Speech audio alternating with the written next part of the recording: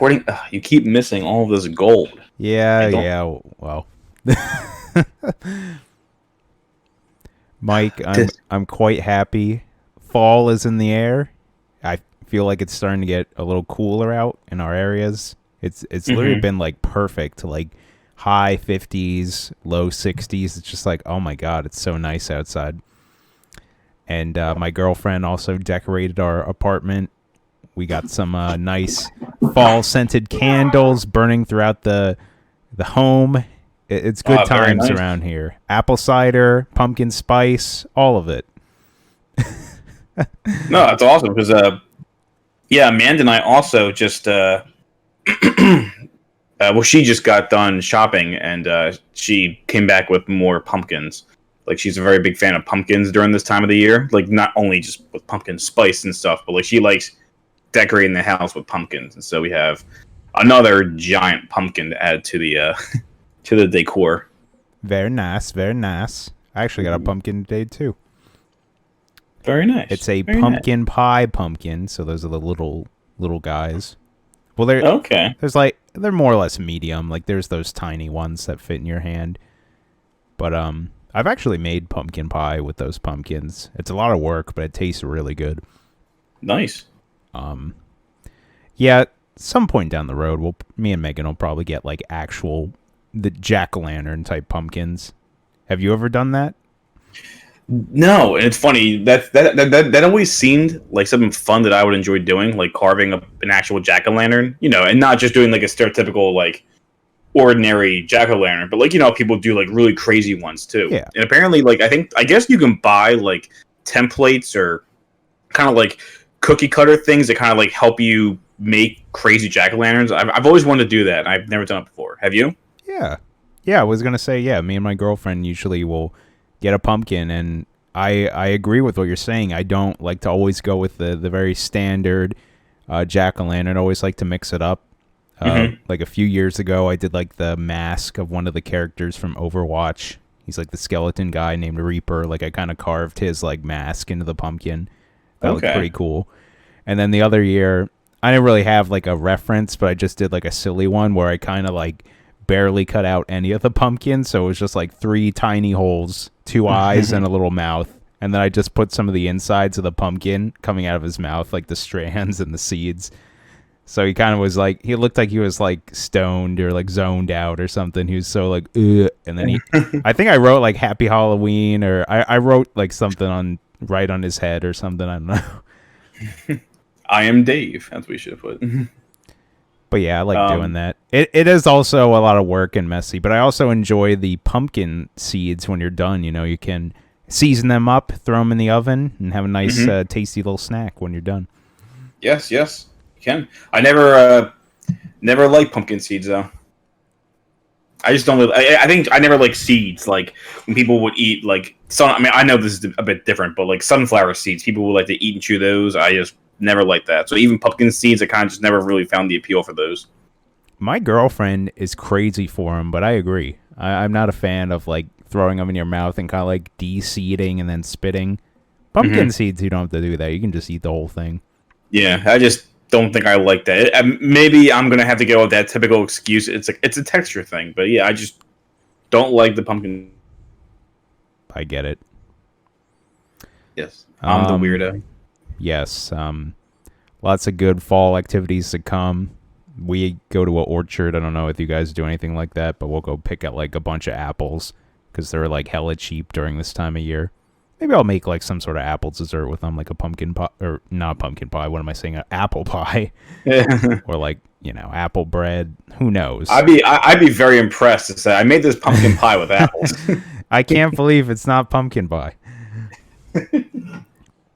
It's funny. Like, I actually always wanted to go to the orchard or the pumpkin patches too. I've just never done it before. Amanda even made the joke that I don't love her enough because I haven't taken her one of those. I was gonna say they're fantastic, and some even have like little corn mazes. Yeah, like it seems like a nice little like fun thing or fun idea to go take her on a date on.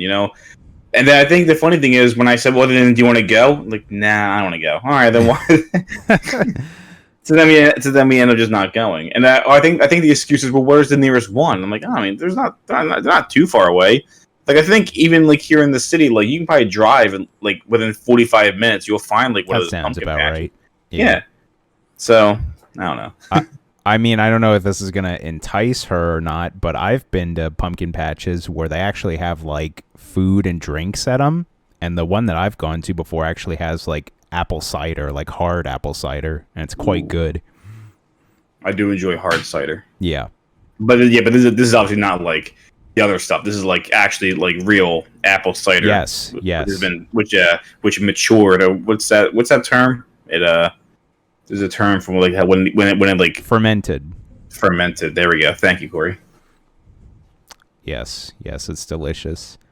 Oh, the only thing that kind of makes me sad is usually me and Megan always love to do the like one of those haunted house attractions or like Field of Screams, whatever you call it, like those big. Oh, here's like a couple walkthrough things, and there's like actors or whatever, and they're like doing their thing.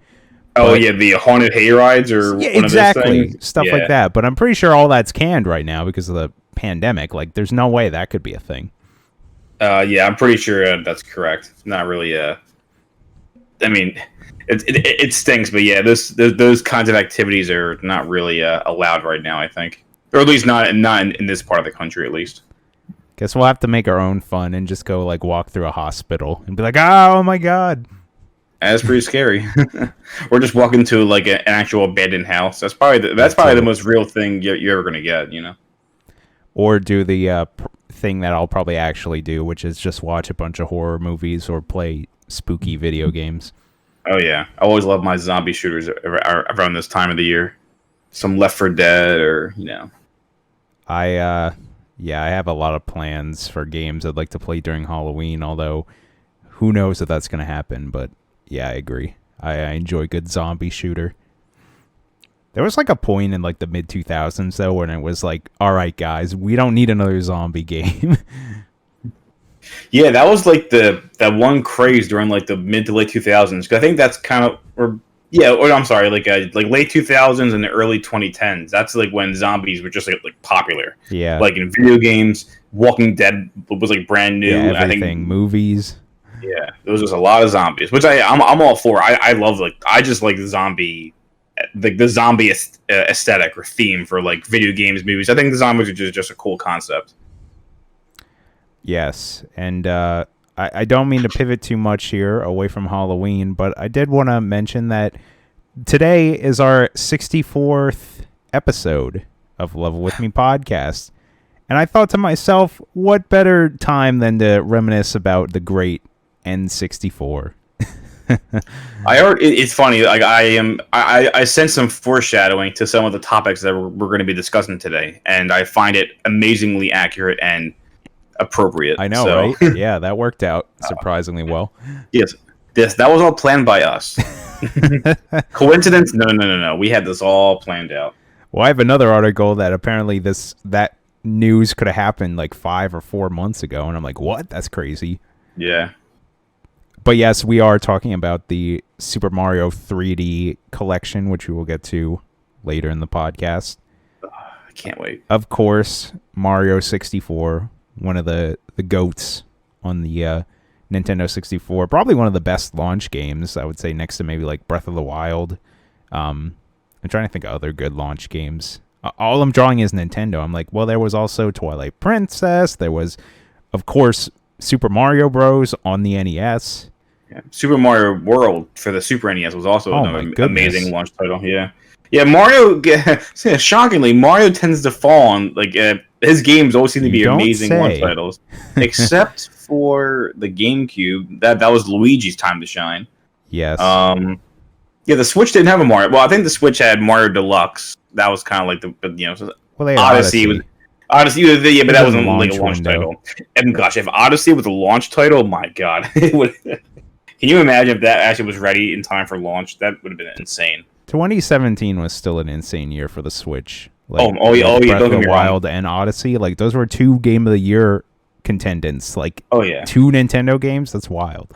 Yeah. Oh yeah. Don't get me wrong. 2017 is an impressive year for in gaming in general, not just Nintendo. But yeah, like Nintendo, they hit it out of the park with 2017. Oh my gosh.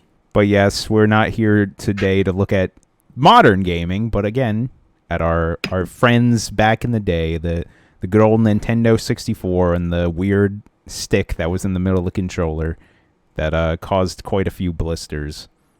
I don't mean to go off on a tangent right here, but I actually got a blister on my thumb from playing video games this week. Crazy. Oh man, playing some Mario Party? No, actually Smash. Smash gave me a blister. Interesting. Hitting that the control stick one too many times. I guess so.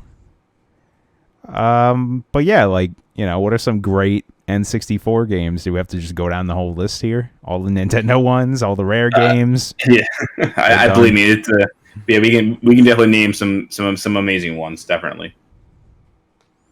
I wish I knew like more obscure games where it could be like, oh, no one ever talks about this, but it's like, I don't know, I haven't really ever gone through a lot of the N64 backlog. I mostly just played the first party stuff. Yeah, I definitely have a couple odd ones. Did you know that there was a Castlevania 64? Yes, I think I might have played that before. Oh, really? Yeah, I never really played it before. I'm not even sure what the gameplay looks like, but I've heard I heard the game was not very good. Maybe that's a very biased opinion, but I've heard a lot of bad things about it. But that's actually one of the more obscure games because like I feel like no one ever talks about the Castlevania for the 64. There's a lot of obscure ones. StarCraft is on the N64. That's a weird one. That was and I didn't I love StarCraft, but that was a terrible port to the 64. It was did not run very well. Let me just say that. I'm trying to think like a bunch of those like old like first person shooters. I mean, Doom got its own variant on the N64, which is pretty cool. And I even played that a few months ago, and it's a very good game. Yeah, like the N64, like what would that be? Generation 5, I think, or Generation? Yeah, I think Generation 5. That was a very interesting year in the world of games because like when the jump to 3D really made gaming just like soar in popularity, and like third party support was kind of strange because it wasn't like it just here's Call of Duty for all three consoles. It was like now like people like specifically chose to like just release these games for these consoles. It wasn't until the GameCube where like developers were like, okay, here, like we'll give the Xbox, the PlayStation, and the GameCube like a port of each game. It was like the N64 era was very strange where like it was all about the exclusives. Like you like rarely were games multi-platform back then. Like there was no GoldenEye for the PS1. Just like there wasn't any Final Fantasy VII for the Nintendo 64. Yeah.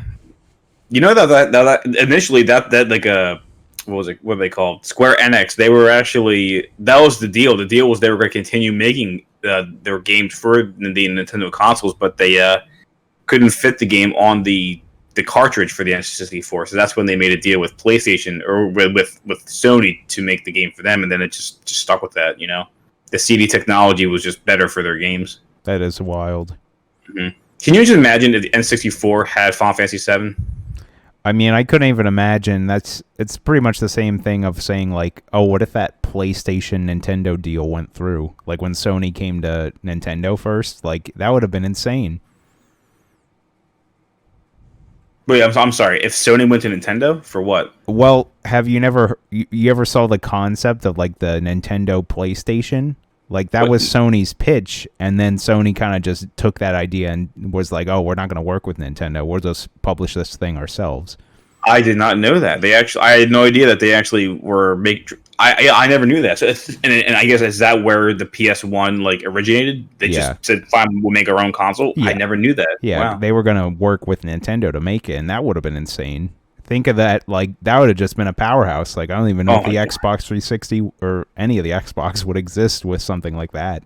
Yeah. Oh my gosh. I mean, Sega. Well, I guess at that time, Sega was the other competitor. They just would have crumbled. They would have crumbled at that point. Oh man.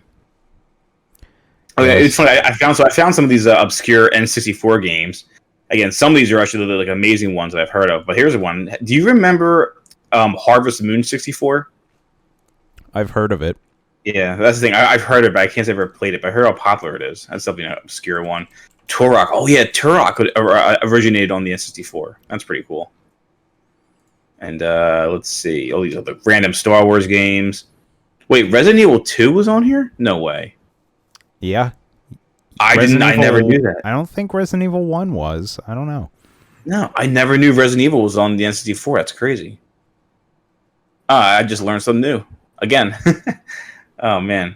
Oh yeah, the Rayman game. That's right. Wait, I could have swore they were PlayStation, but no, they were. I'm talking like an idiot right now. Let's move on to the next topic. I'm a madman right now. Oh no, you're fine. You're fine. So yeah, 64 episode had to give it a shout out. Besides that, I don't really have much else to talk about. I was just gonna mention, over my weekend, it was a Labor Day here in the United States, so I had a 3-day weekend. I assume a lot of people did. So that was pretty nice. Just played a bunch of video games, relaxed, hung out with my girlfriend, streamed a little bit, and then I also went over to my mom's house and we had like a little barbecue picnic type thing, and that was a lot of fun. I was planning on swimming, but her pool water was, it felt like ice cubes. I was not getting in there. Way too cold. But yeah, other than that, did you do anything interesting, Mike, with your week? My week was pretty standard, but for the weekend, I also had a lot going on. We didn't really do a lot for Labor Day. We Amanda kind of just went out shopping with her mom, and I just stayed at home and just wanted to relax. Just kind of I did some chores around the house. I did work on some YouTube videos. Nice, but I didn't it was nice. It was just a very relaxing day, and then we had dinner together when she was home. And we had offers to go over some of my friends' houses. My parents were also having people over for Labor Day, but we were doing a lot this weekend. Like on Friday, we had my one friend's 30th birthday party. It was like a surprise party, so we had that on Friday or Saturday, excuse me, and that was really fun. And then on Saturday I had one of my I'm sorry, I'm getting my days mixed up because it was a 3-day weekend. On Sunday, yesterday, I had my fantasy football draft, so I did that for most of my evening, and then during the day, again, we kind of just hung out. Amanda and I think Amanda had to work on Sunday, and then and then the rest of today we kind of just relaxed because I really just felt like us trying to drive around and travel everywhere. It would have been tough, and we didn't have a lot of time to get some stuff done around the house, laundry, all that stuff. It's understandable. But it was good. Yeah, but it was a very nice 3-day weekend. I think we definitely enjoyed it. Glad to hear. Well, without further ado, let's get on to the show. Okay. Hello, everyone, and welcome to the Level With Me podcast, episode 64. I am one of your hosts, Game Bro Corey, aka Corey, and I am joined once again by my co-host, Mike, aka the Collector's Vault. How you doing, Mike? I'm doing good, Corey. Hello, everybody. Welcome back to Level With Me. I hope for all of our United States listeners, you guys had a very nice Labor Day weekend. And for everyone else outside the United States, we all just hope you guys had a very nice weekend in general. And, man, I have a feeling we have a lot of great topics to talk about today. Oh, yes. Lots of good news finally happened. It was months in the making. I can't wait to talk about this. Oh, and this first article is not related to that, but it still is a great article. So I can't wait to jump into this. Yes. A little non-video game related news right off the bat here at the Level With Me podcast. We start with news, then we go into our weeks of what we've been playing and watching. Then we'll end the podcast off reading some questions. That's like the first time I ever really explained what we do. But anyways, like Mike was saying, let's start with this news story here, which is exciting news.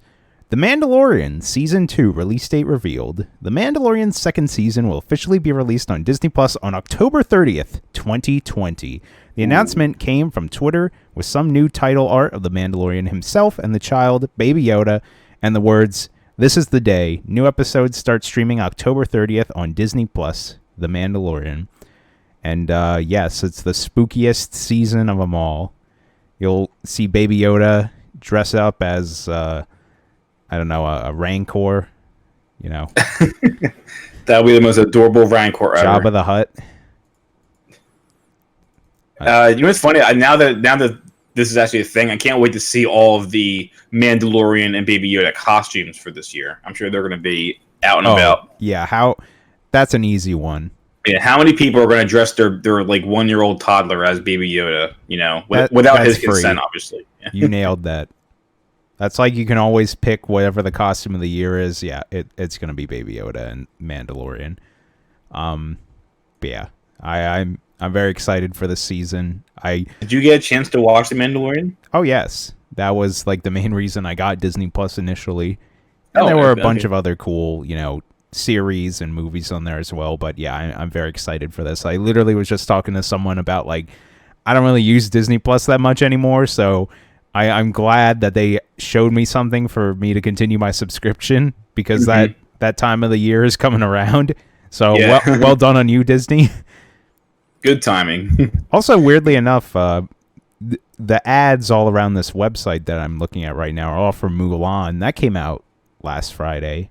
That's I think we talked about like what that is. Like, I think it's for the first like 2 months you have to like rent it. It's like $30, and I assume you get it for maybe 24 hours or something like that. Yeah, I think we talked about that. How we were comparing it to like, well, if it was in the movie theaters, it would be technically more expensive depending on how many people watch it. Right. So yeah. We unfortunately we still haven't played it yet either, or watched it yet either. We're kind of just waiting for it to be free on Disney Plus because then I'll check it out. Yeah, because we're cheap. I don't know.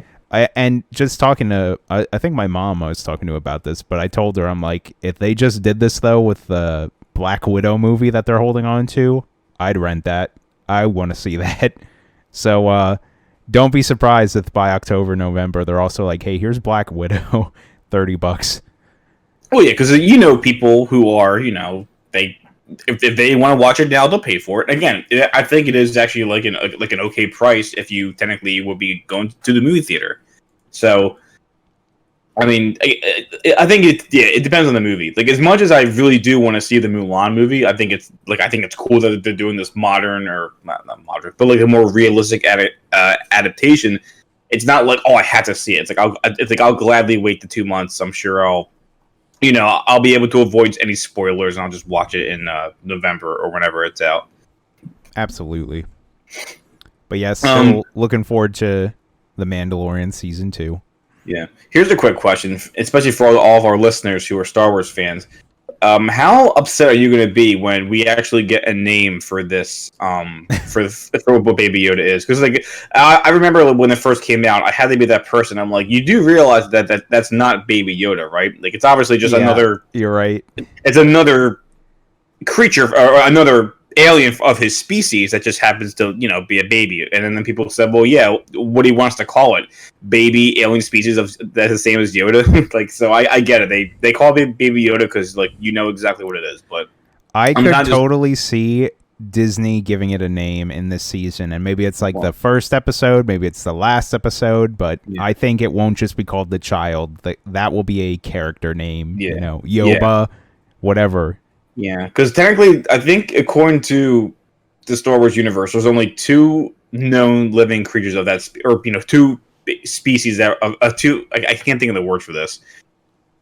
2 creatures of Yoda's species. There was Yoda, and I think I don't know if it was in the actual novels or the comic books or the extended universe. That's like no longer canon, but there was Yada. I think she was a female. Yeah, I heard about her. So there's rumors that this is the child of Yoda and Yada, which I doubt. I think this just so happens to be like another member of his species. But and I think I remember hearing that George Lucas said that the name of the species that Yoda is technically unknown. Like, no one knows what it's called, which I think it's kind of crazy, but it's kind of cool keeping that little an element of mystery, I guess. So. Yes, I'm kind of hoping I'm hoping Disney doesn't give Baby Yoda like, this is the like Xenotron species or whatever. I don't know, whatever they want to call them. But I have a feeling that the Mandalorian is going to be. Wait, what the heck was his name? I think they gave him a name. Crap. Oh man, I'm a fake Star Wars fan. What is the Mandalorian's name? They mentioned it in the series. Oh man, I don't remember it either. It was a real simple name, but anyway, great. Now I have to look it up. But whatever it is, I have a feeling that he's going to be like he's just going to give it a name, like so that way he knows like when he sees him, he's like, hey buddy, or I don't know. Like I wonder what they're going to actually I'm curious what he's gonna call him. Yeah, Mando's his nickname. What? Din Djarin? That wasn't his name. What was his name? Oh, it is Din Djarin. Okay, yeah, his real name is Din Djarin. So I guess Din's his name. Okay. So I wonder what Din's gonna call Baby Yoda. His name's Din. What a nerd. I bet all the other Mandalorians made fun of him when he was in training. They pretty much did. All right. Anyway. There's no segue for this next story. This is completely random. But I know all our listeners are going to enjoy this. You know, oh my lord, this is actually amazing. Every year, every month, maybe even every second, our species finds new ways to excel in life and perhaps move the ball slightly further as we progress throughout existence. Yeah. Yes. And one year we were flying for the very first time, and then 60 years later we were landing, or 50 years later we were landing on the moon. And now, 50 years later, we are doing this. Just as impactful and monumentous. Yeah. One small step for man. Programmer has made 1993's Doom playable on a pregnancy test. Foon Turning, a California-based programmer, has made 1993's Doom playable on a pregnancy test, truly taking the Will It Run Doom challenge to another level entry. Foon took to Twitter to share their progress in making videos playable on a pregnancy test, including Rick Astley's Never Gonna Give You Up and the Dancing Stick Bug, but the clips of it running videos of Doom and Elder Scrolls V are what caught the eye of many in the gaming world. It runs Skyrim? How? Yeah, how the heck is this running Skyrim? I didn't even know that. That's crazy. What an age to live in, my gosh. You can play Doom literally everywhere. Gaming can be played in any moment, in any facility of life. I want someone to take this knowledge and make some sort of post-apocalyptic, movie or whatever. And yes, it's someone playing Doom on a pregnancy test, just in the corner with all their scrap and trash around them. I was going to say, in the apocalypse, you might not have a TV available, but there might be a pregnancy test laying around in the trash somewhere, and then you're good to go. What gender are you pregnant, honey? Yes, with a demon. Heavy metal starts playing. I would love to just see like in a commercial or something. You see the woman, she picks up the pregnancy test and she starts crying, and then the husband's like, "Oh my gosh," and then she's like, "Oh, I just died." That would be great marketing material if they're like, it would be. Also runs Doom. Oh my gosh, that's incredible. That programmer is a genius. Yeah, well done. All right, let's round it back to video games. I mean, Doom's a video game, technically. It is. So this is interesting. I thought this game looked pretty cool. Immortals Feynx Rising. Release date and screenshots seemingly leak. So, Immortals Feynx Rising was previously known as Gods and Monsters, which Ubisoft teased, I believe, last year or 2 years ago.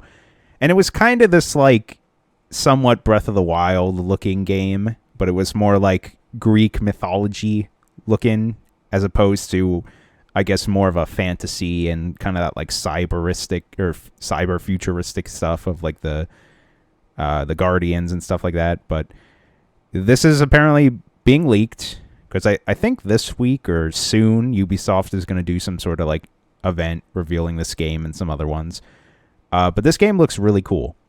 And like I said, now it's called Immortals Feynx Rising. Feynx spelled Fenyx. That might be the name of the character as well. But I think this looks pretty darn neat. Yeah, I remember I think we talked about this game before. I didn't have much context in what the game was supposed to be truly about, but I did get some screenshots. I think I saw a couple. I'm pretty sure we talked about this in a previous article on a previous episode of Level with Me. But yeah, so I'm definitely intrigued to see more. To see more about it. Again, I won't be able to play it, but I would just love to see just to see the game come out. I'm sure you might be. This is definitely a game that I can see you playing, and then you'll give me your feedback. So, But Mike, you might be able to play this because it is set to launch on the Switch. oh, is that true? Yes, Oh, probably a delayed release. I'm guessing, right? I would think so. Oh, okay, yeah. See, when reading the article, I thought that meant like it was going to be an Xbox exclusive, which again are few and far between these days. So I was, but hey, that's Wait, I'm sorry.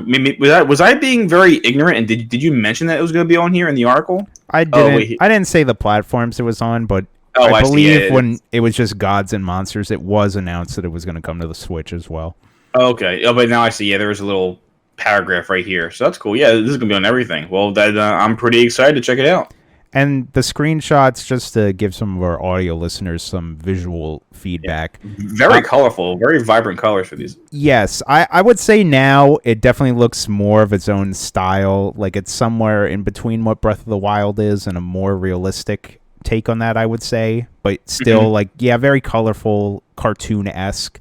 I really like this character. The character, honestly, is giving me big Pit vibes. I mostly think they're like an angel type character. I was thinking something very similar to Pit. And there's a shot of the character like shooting a bow and arrow in the sky, which actually seemed interesting. Maybe there could be like air combat or something like that. You know, I don't know how they would tackle that. And even in the one screen, it just shows the character like flying around like ancient ruins with all these like pink trees. And it'll be a lot of fun if you can literally just like get to a high area and fly around, almost kind of like in Breath of the Wild when you have that little glider that you can use, you know. But yeah, I'm very excited for this game. I can't wait to see the full reveal and actually gameplay. Like that'll be great. Yeah. Oh. Speaking of Ubisoft rumors / leaks, I guess. Oh, man. Here's another classic one for everyone that it's been long awaited. Prince of Persia remake might be announced at Ubisoft Forward, rumor suggests. The second Ubisoft Forward stream has been confirmed for September 10th. There it is. Is that Thursday or Wednesday? Thursday, I was right. Has been confirmed, and it might feature the return of a dormant franchise. According to a report, a Prince of Persia remake will be announced during the event next week. Bloomberg's Jason Schreier mentioned in the latest episode of the Triple Click podcast that the remake will be featured in the upcoming stream. After previously leaking a few weeks ago, Schreier offered no additional details on what the remake might entail, but did mention that it would be one of a few new game announcements at the event. If it is true, the first full installment the series has seen since 2010, which saw the launch of Prince of Persia: The Forgotten Sands. Since then, Assassin's Creed has become one of Ubisoft's main focuses, with Prince of Persia names only attached to experimental experiences such as escape rooms and VR-exclusive titles. I'm very interested to see that. I've never played a Prince of Persia game, but they've always seemed really neat. I want to say I played one of the original ones over a friend's house, and it was definitely like a fun game. I kind of compare it nowadays to something like Uncharted, but obviously Prince of Persia has more like I think there was like magic and stuff in that game. There was but it was like the gameplay reminded me of something of like modern day Uncharted. How like you can jump. I guess even also very similar to something like Assassin's Creed, where like you can just run around and very exploratory, action game. Yeah, but then again, it's been a very long time since I played that game again. I'm pretty sure it was just like a few times over a friend's house, so I kind of forget what it was all about. Like I don't remember what the plot was, but I personally think this is true. I mean, the article even said that it was leaked earlier, and I think I do remember seeing some of the artwork. I wasn't sure if that was true or not, but I think this seems very viable. You know, make a remake, maybe almost reboot it with the remake, and see if people actually really like it or not. Again, I've never played a Prince of Persia, but I always like the aesthetic. Like I'm interested in seeing what this is too. All right, next up we got here. This is an interesting one. Left 4 Dead 2. You know, we mentioned Left 4 Dead earlier about Halloween and zombie type games. Well, there's a community update made by the community coming to the, I believe, just the PC version of the game, but I think that's pretty neat. Like it's just a whole brand new expansion. Yeah. I'm so pumped for this. Yeah, I mean, there's a very small like teaser trailer out there. Then you all want to go watch it. It's about like a minute long, less than a minute. But yeah, I'm very curious to see what's going to be added to this. I'm excited. Definitely go get Left 4 Dead 2 on Steam if you haven't bought it already. I mean, the game goes on sale constantly, and it is a hell of a game. It is fun. I've heard people complain that it's a game that gets boring over time. I would say if you're playing by yourself in the campaign, yeah, it can get a bit repetitive. But I always found the gameplay to be very fun, even when I would play by myself. And obviously, the online is incredible. I always thought that their multiplayer was so well done. Just with the concept of you being able to play as zombies, that's kind of I think what separated the game from the other like zombie shooters. I definitely agree with both of your statements, and I think there is actually a decent amount of variety in there where you could use like different types of weapons throughout your whole run. Like you're like, oh, I'm getting kind of bored of just using like the M16 or whatever. You could just run around with like a shotgun or a frying pan. Like, yeah. Yeah. I like when Left 4 Dead introduced melee weapons. That was pretty fun, and it's funny because they can be obscure. They can be like anything from like a machete and a baseball bat to like a guitar, or like I think one of them is like a croquet mallet. Like it's a cricket bat. Yeah, that's it. I'm sorry, it was a cricket bat, and like just seeing that crack zombie skulls was pretty. Even the katana is like fun. It's like funny. Next up here, AT&T no longer looking to sell Warner Brothers Interactive gaming division. After reports stated that AT&T was looking to sell Warner Brothers Interactive, which includes studios like Rocksteady, NetherRealm, and WB Montreal, it has now removed its gaming division from the list of non-core assets up for sale. After reported by Bloomberg, AT&T has decided it was too valuable to unload during its efforts to pay down debt and streamline, according to people familiar with the situation. Yeah. Hey, look. WB Montreal and Rocksteady show trailers for the new games. People get excited and are like, I'll spend my money on that. And then AT&T goes, maybe we should keep these game divisions after all. It's as simple as that. But, I thought it was important to bring this up because I know there was like speculation. It's like, oh, what if EA bought like some of these studios, or what if Microsoft bought some of these studios? Well, there you go. They're sitting tight where they are with AT&T and WB, With that being said, though, we are actually at the rest of our pod. Yeah, interesting. We don't have much to comment on this. Oh no, you're good. You're good. I'm sorry. I was just going to say I don't have much to comment on this. I think you summed it up pretty perfectly. We now move to the other half of our news, which is all Nintendo related. Here at Level With Me, we always like to leave all the Nintendo news for the end because we're big Nintendo fanboys. First one. Yeah. Somewhat Nintendo related. I mean, it's technically a Switch update for these games, but Doom and Doom 2 get widescreen support, gyro controls, and more in the new update. Doom and Doom 2 have continued to improve since the disappointing launch on Switch, PS4, and Xbox One, but have received numerous updates since they have turned them into fantastic ports. The latest series of changes for the PC, console, and mobile versions have improved their classics further, adding several new features and new level sets for some players. These updates launched September 3rd, so you should update your versions of Doom and Doom 2 to reap the benefits. If you own Doom and Doom 2 on Steam, you'll have access to these versions automatically. The original DOS versions of the game will be available, however, so don't worry. Your classic experience, all the versions now have widescreen rendering support, so the game can now be rendered at 16 by 9 without letterboxing if you choose so. This is applicable across the entirety of both games.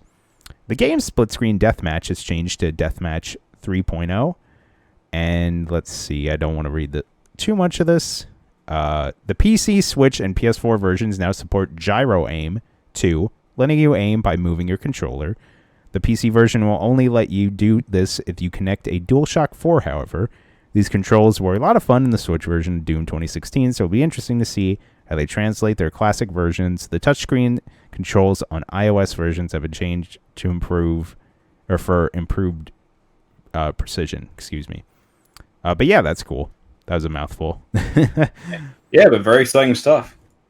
I think it's fun that they're still, like they said, updating these, even though they came out almost like a year ago. Yeah. I'm cool with that, though. This was an interesting one. I believe this also just came out like a few hours ago. New Nintendo patents suggest a standalone Switch Joycon could be on the way. A newly discovered Nintendo patent suggests that the company may be planning to release a new form of Joycon-style controller. The patent, which was originally filed in May 2018 and then registered this April, shows several images of a controller design that look very similar to the Joy-Con found on the current Switch consoles. While the control stick, face buttons, and shoulder buttons are practically identical to the current model, the secondary design does have some notable differences.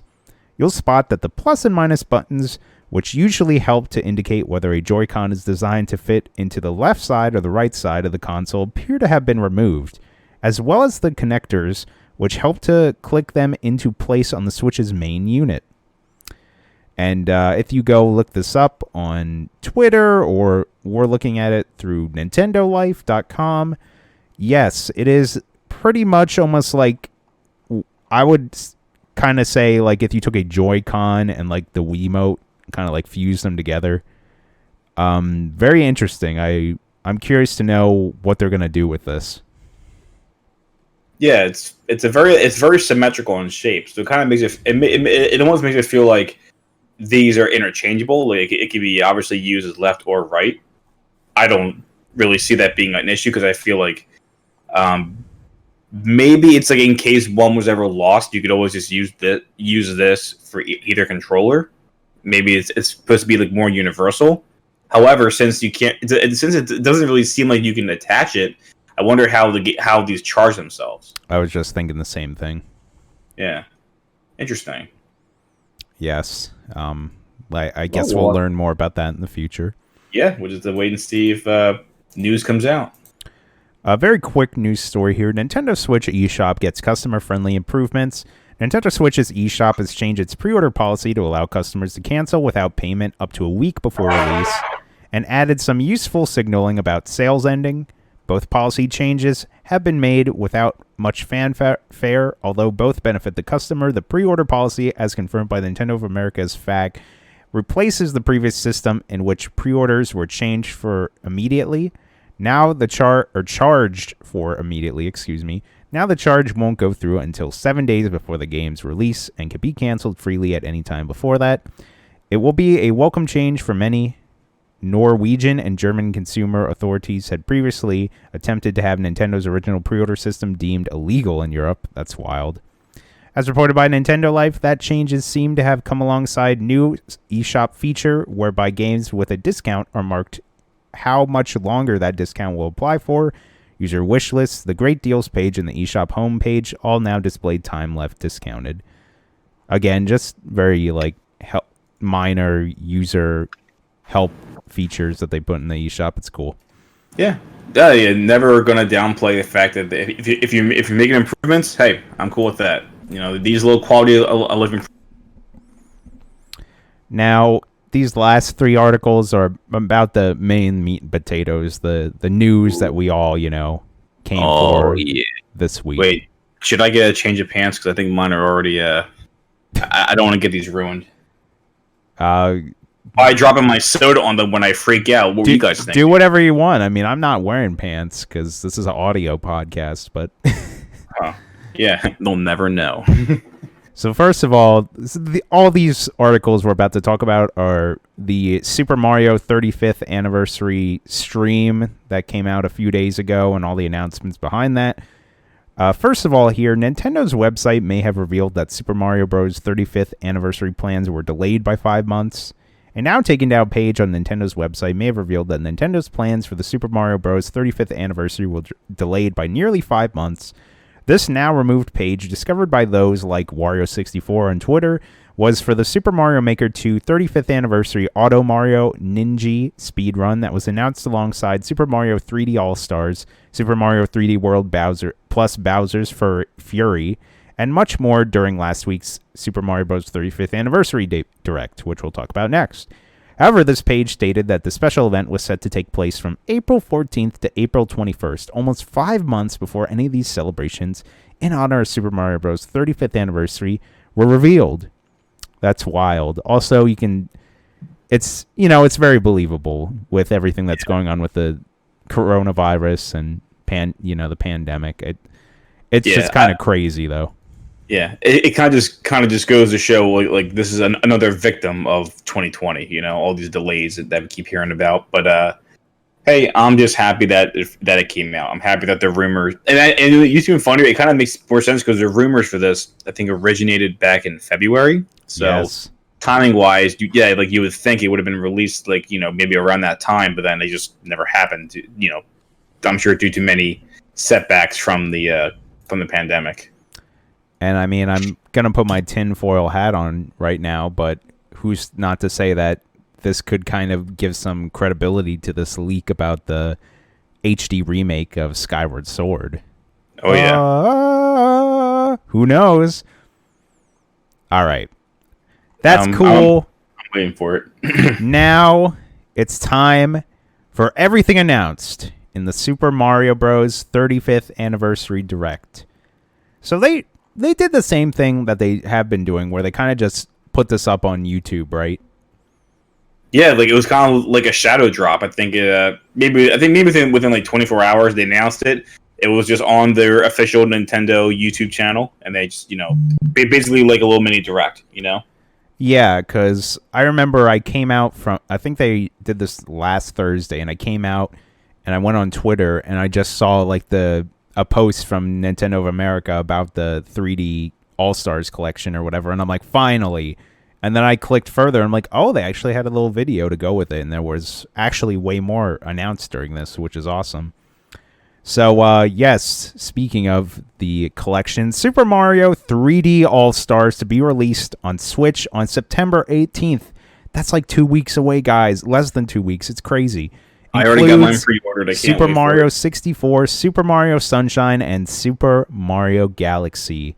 All together, all optimized for the Switch in one collection for $59.99. Yeah, what a great deal. I'm so excited. 3 great games. Totally meaty games that all give you tons of hours. Oh my gosh, yeah. There were apparently a lot of people complaining about this game, comparing it to something like the Crash Bandicoot trilogy that came out like a couple years ago. Basically, they're saying like, oh, these games are not even remastered. They're just they're just converted to HD. Why are they charging $20 a game?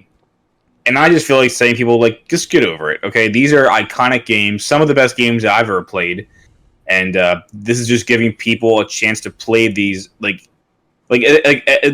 play these such iconic games. Like, yes, Crash was also a great game series, not one that I'm a big fan of, but like Mario, like Super Mario 64 was like. That was like not only the launch title for the N64, but like it really defined the 3D platformer. Like it set the standard because the game was good. Oh yeah. I mean, I would say definitely the game hasn't aged amazingly well because the graphics aren't perfect, the controls are a bit stiff, the camera controls are kind of But this is the very first time that they ever did this, and the fact that the game was still amazing on its own right out of the gate, it's like yes, this is now the standard, and it set that. That's huge in the gaming. It's funny when you said that people are complaining. And Sunshine is obviously, I love definitely a game that it gets love. Yeah. I'm sorry, Corey. Go ahead. I cut out right there. I'm sorry. Oh, you're good. I was gonna say, you said people were complaining about the games like not looking or not being remastered or anything like that. I thought they were complaining about the other thing, which we'll get into in our last story about this title. But okay. I personally don't mind that. Like, I agree with what you're saying. Like, I think it's fine that they're all just essentially ports of these games in this one little bundle. And they are all optimized, so they are going to run better and be smooth, the best like that they can be. I'm assuming there'll be because the games are on older consoles, I'm sure the Switch will be able to run these new problems. Like I obviously compared to the old consoles, no slowdown, none of that stuff. Beautiful, crisp resolution. And personally, if they were to release these individually for $20, I would. Yeah. Pay $20 for this. I mean, I don't know. Maybe that's just me. Anyway, I would too. Yeah. It's funny when I told my friends and my girlfriend about this. They were all like really excited to play Sunshine again, and I'm like, oh wow, really? I never played Sunshine. I know very little about it. Yeah, it's definitely of the three. I think Sunshine gets it gets the most hate just because the game was so different. But I think the game was very, very fun. Definitely not the game that I would recommend as far as trying to complete the game to its fullest, like get all 120 stars, or in that game's case, the shine sprites. But I think the gameplay is where it's at for Sunshine. I think they really did knock it out of the park, and even just visually. I think if you were to go back and play this game and put in your mind that this game came out in 2002, it really is mind blowing. Yes, well, I'm very excited for that collection. Who knows what we're gonna do with the game itself? Like, I'm like, oh, should we let's play all these games? One of these games? Who knows? Who knows? I'm just very excited. So there were more announcements besides that one. That was the big one that was rumored for quite a while. Super Mario 3D World plus Bowser's Fury arriving on Nintendo Switch on February 21st, 2021.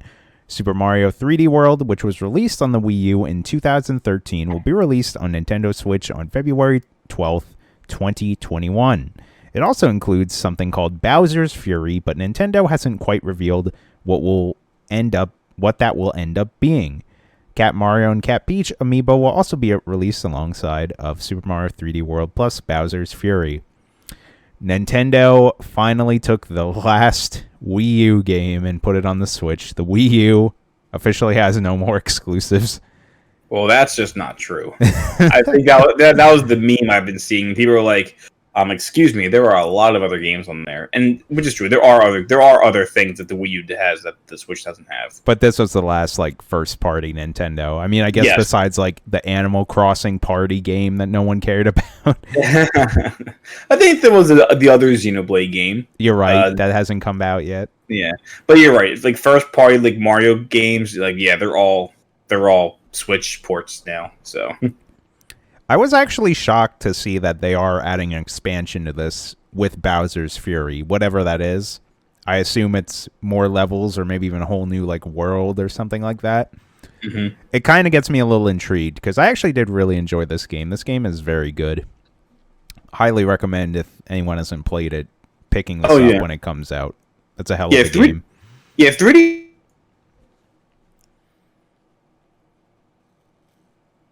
World, I think it's a very very beautiful looking game. I think, and if you want some chaos, definitely fun to play with multiple people. Oh, and I have never touched that multiplayer.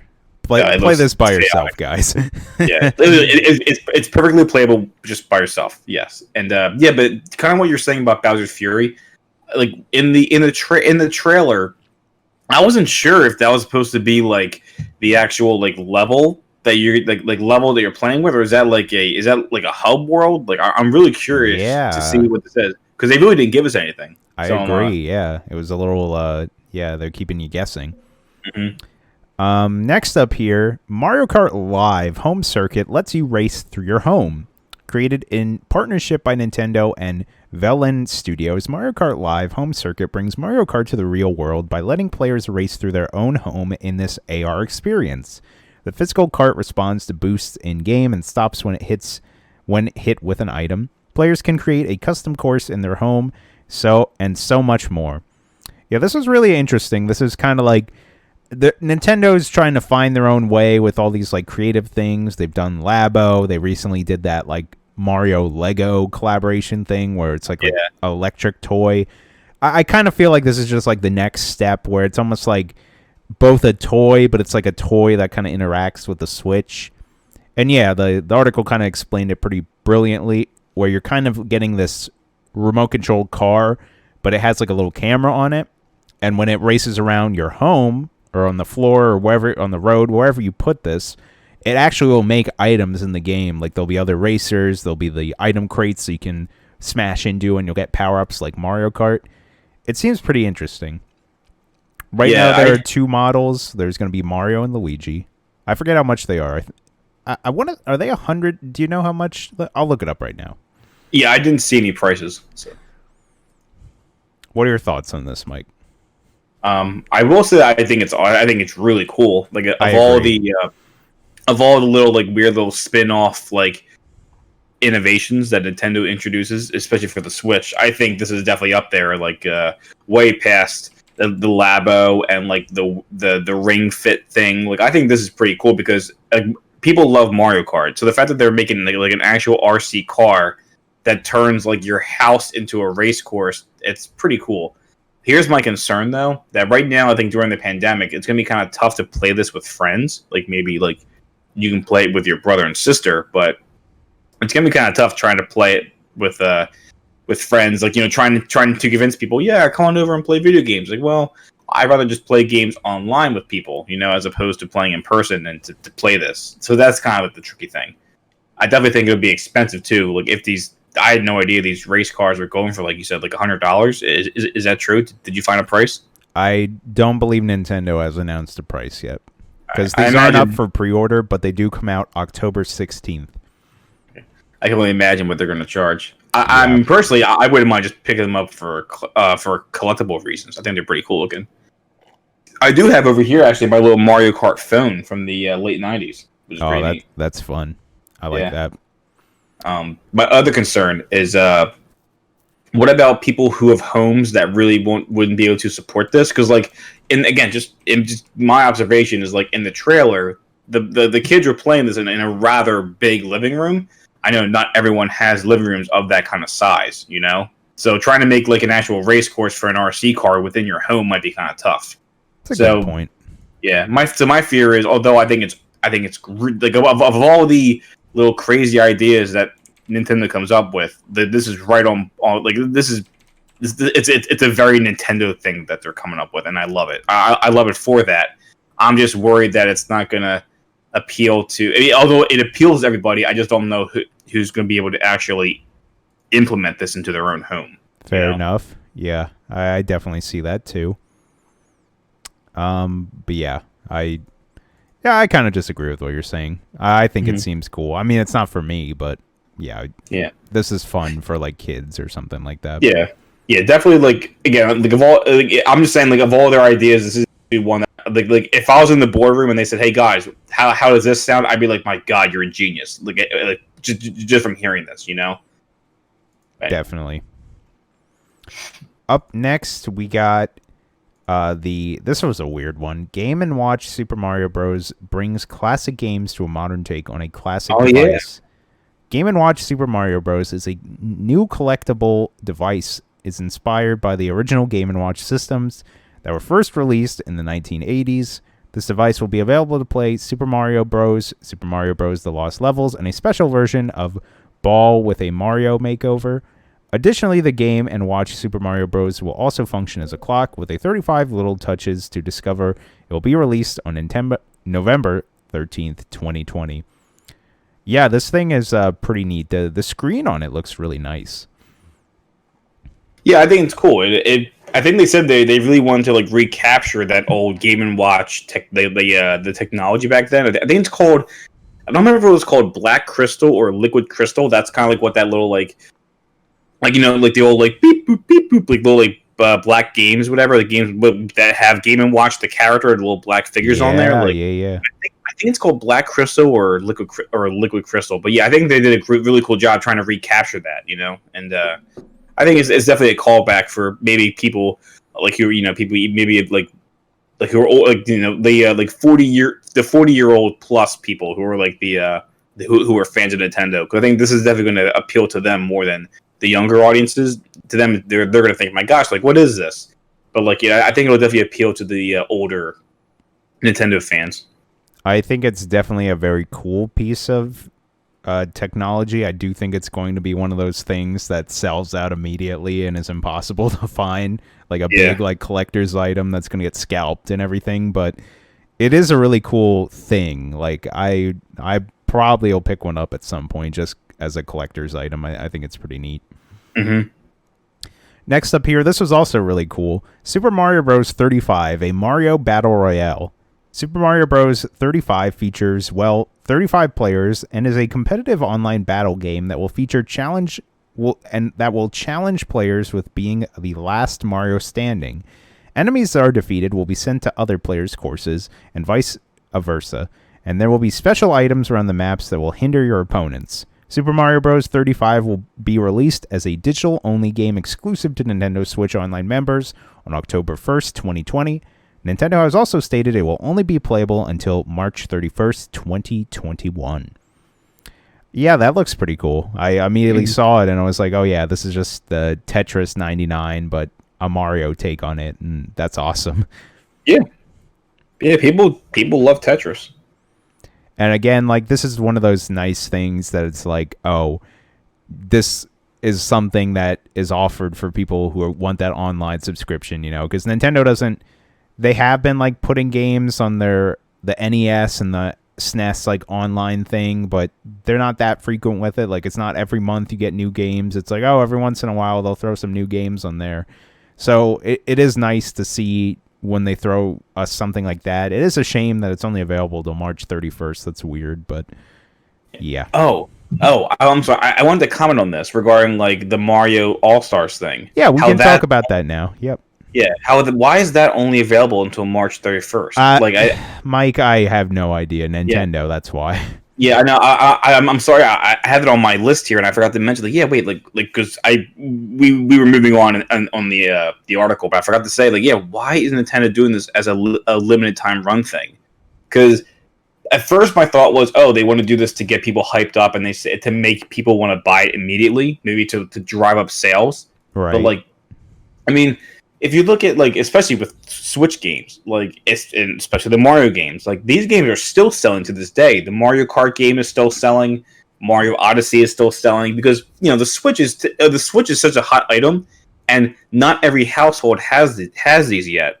Like, it's so popular that people want to keep buying Switches for their kids or for themselves. So, what if after March of 2021 they finally get their Switch? But then they can't get the game because it's no longer available in stores, or at least it's not going to be. It's like that's it. Like like production will cease.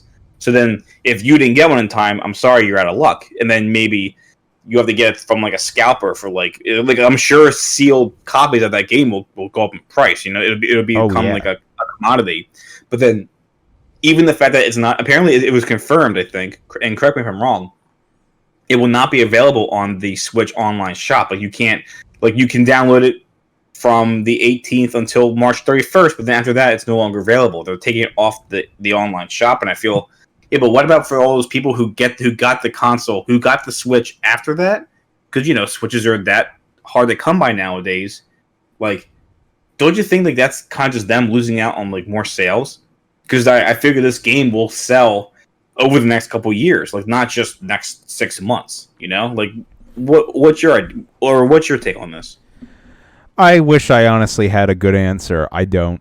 I mean, I kind of agree with just what you're saying. Like, maybe it's a thing to get people to buy it quickly, to get sales up. Maybe Nintendo was taking a hit from the pandemic and stuff like that. Like, they just wanted to push their numbers, or I don't know.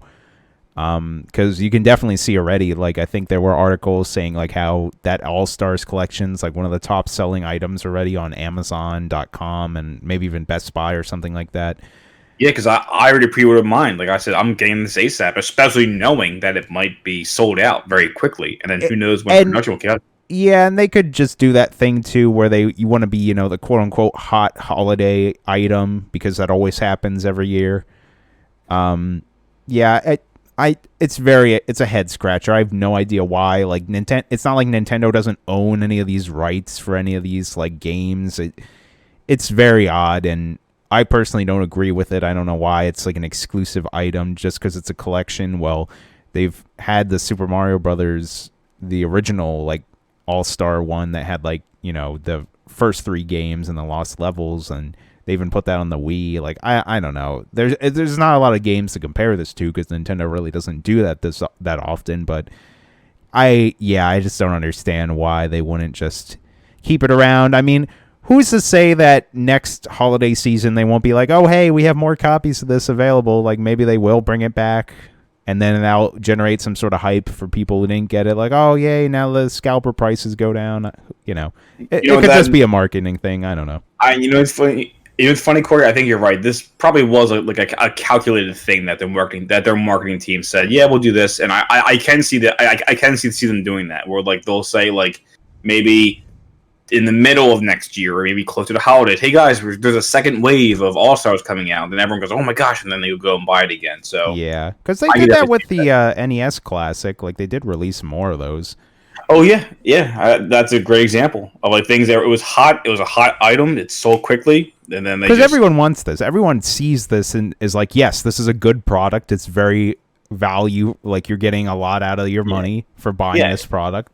Yeah, 3 good games, and it's just the convenience of like saying, yeah, like, but it's not like, oh, here's the game itself. Do you have the console for them? Like, no, it's all just wrapped up in one nice little bundle. Exactly. Yep. So you have to worry about downloading anything. Yeah, an emulator. That's I lost the word, but yeah, it's very simple, and you get it all mobile too. Like you can play these games anywhere. It's cool. Yeah, and I bet there are going to be some little like little things thrown into this little bundle. Like I'm pretty sure like when you turn the game on, like people say like, yeah, the games aren't, at least as far as we know, the games aren't modified in any way except that they're rendered in HD. But like I bet there's going to be like some cool little like galleries or maybe achievements. I'm not sure. I'm pretty sure there's going to be like some little cool. like I wouldn't be surprised, and I'm going to I'll put $5 on like Nintendo adding some little extra pieces of content just to make it, a little bit more special. And I agree with what you're saying. I could see that happening too. Yeah, I would have loved an actual remaster, kind of like what we were hoping for. Yeah, if they just took the Odyssey engine.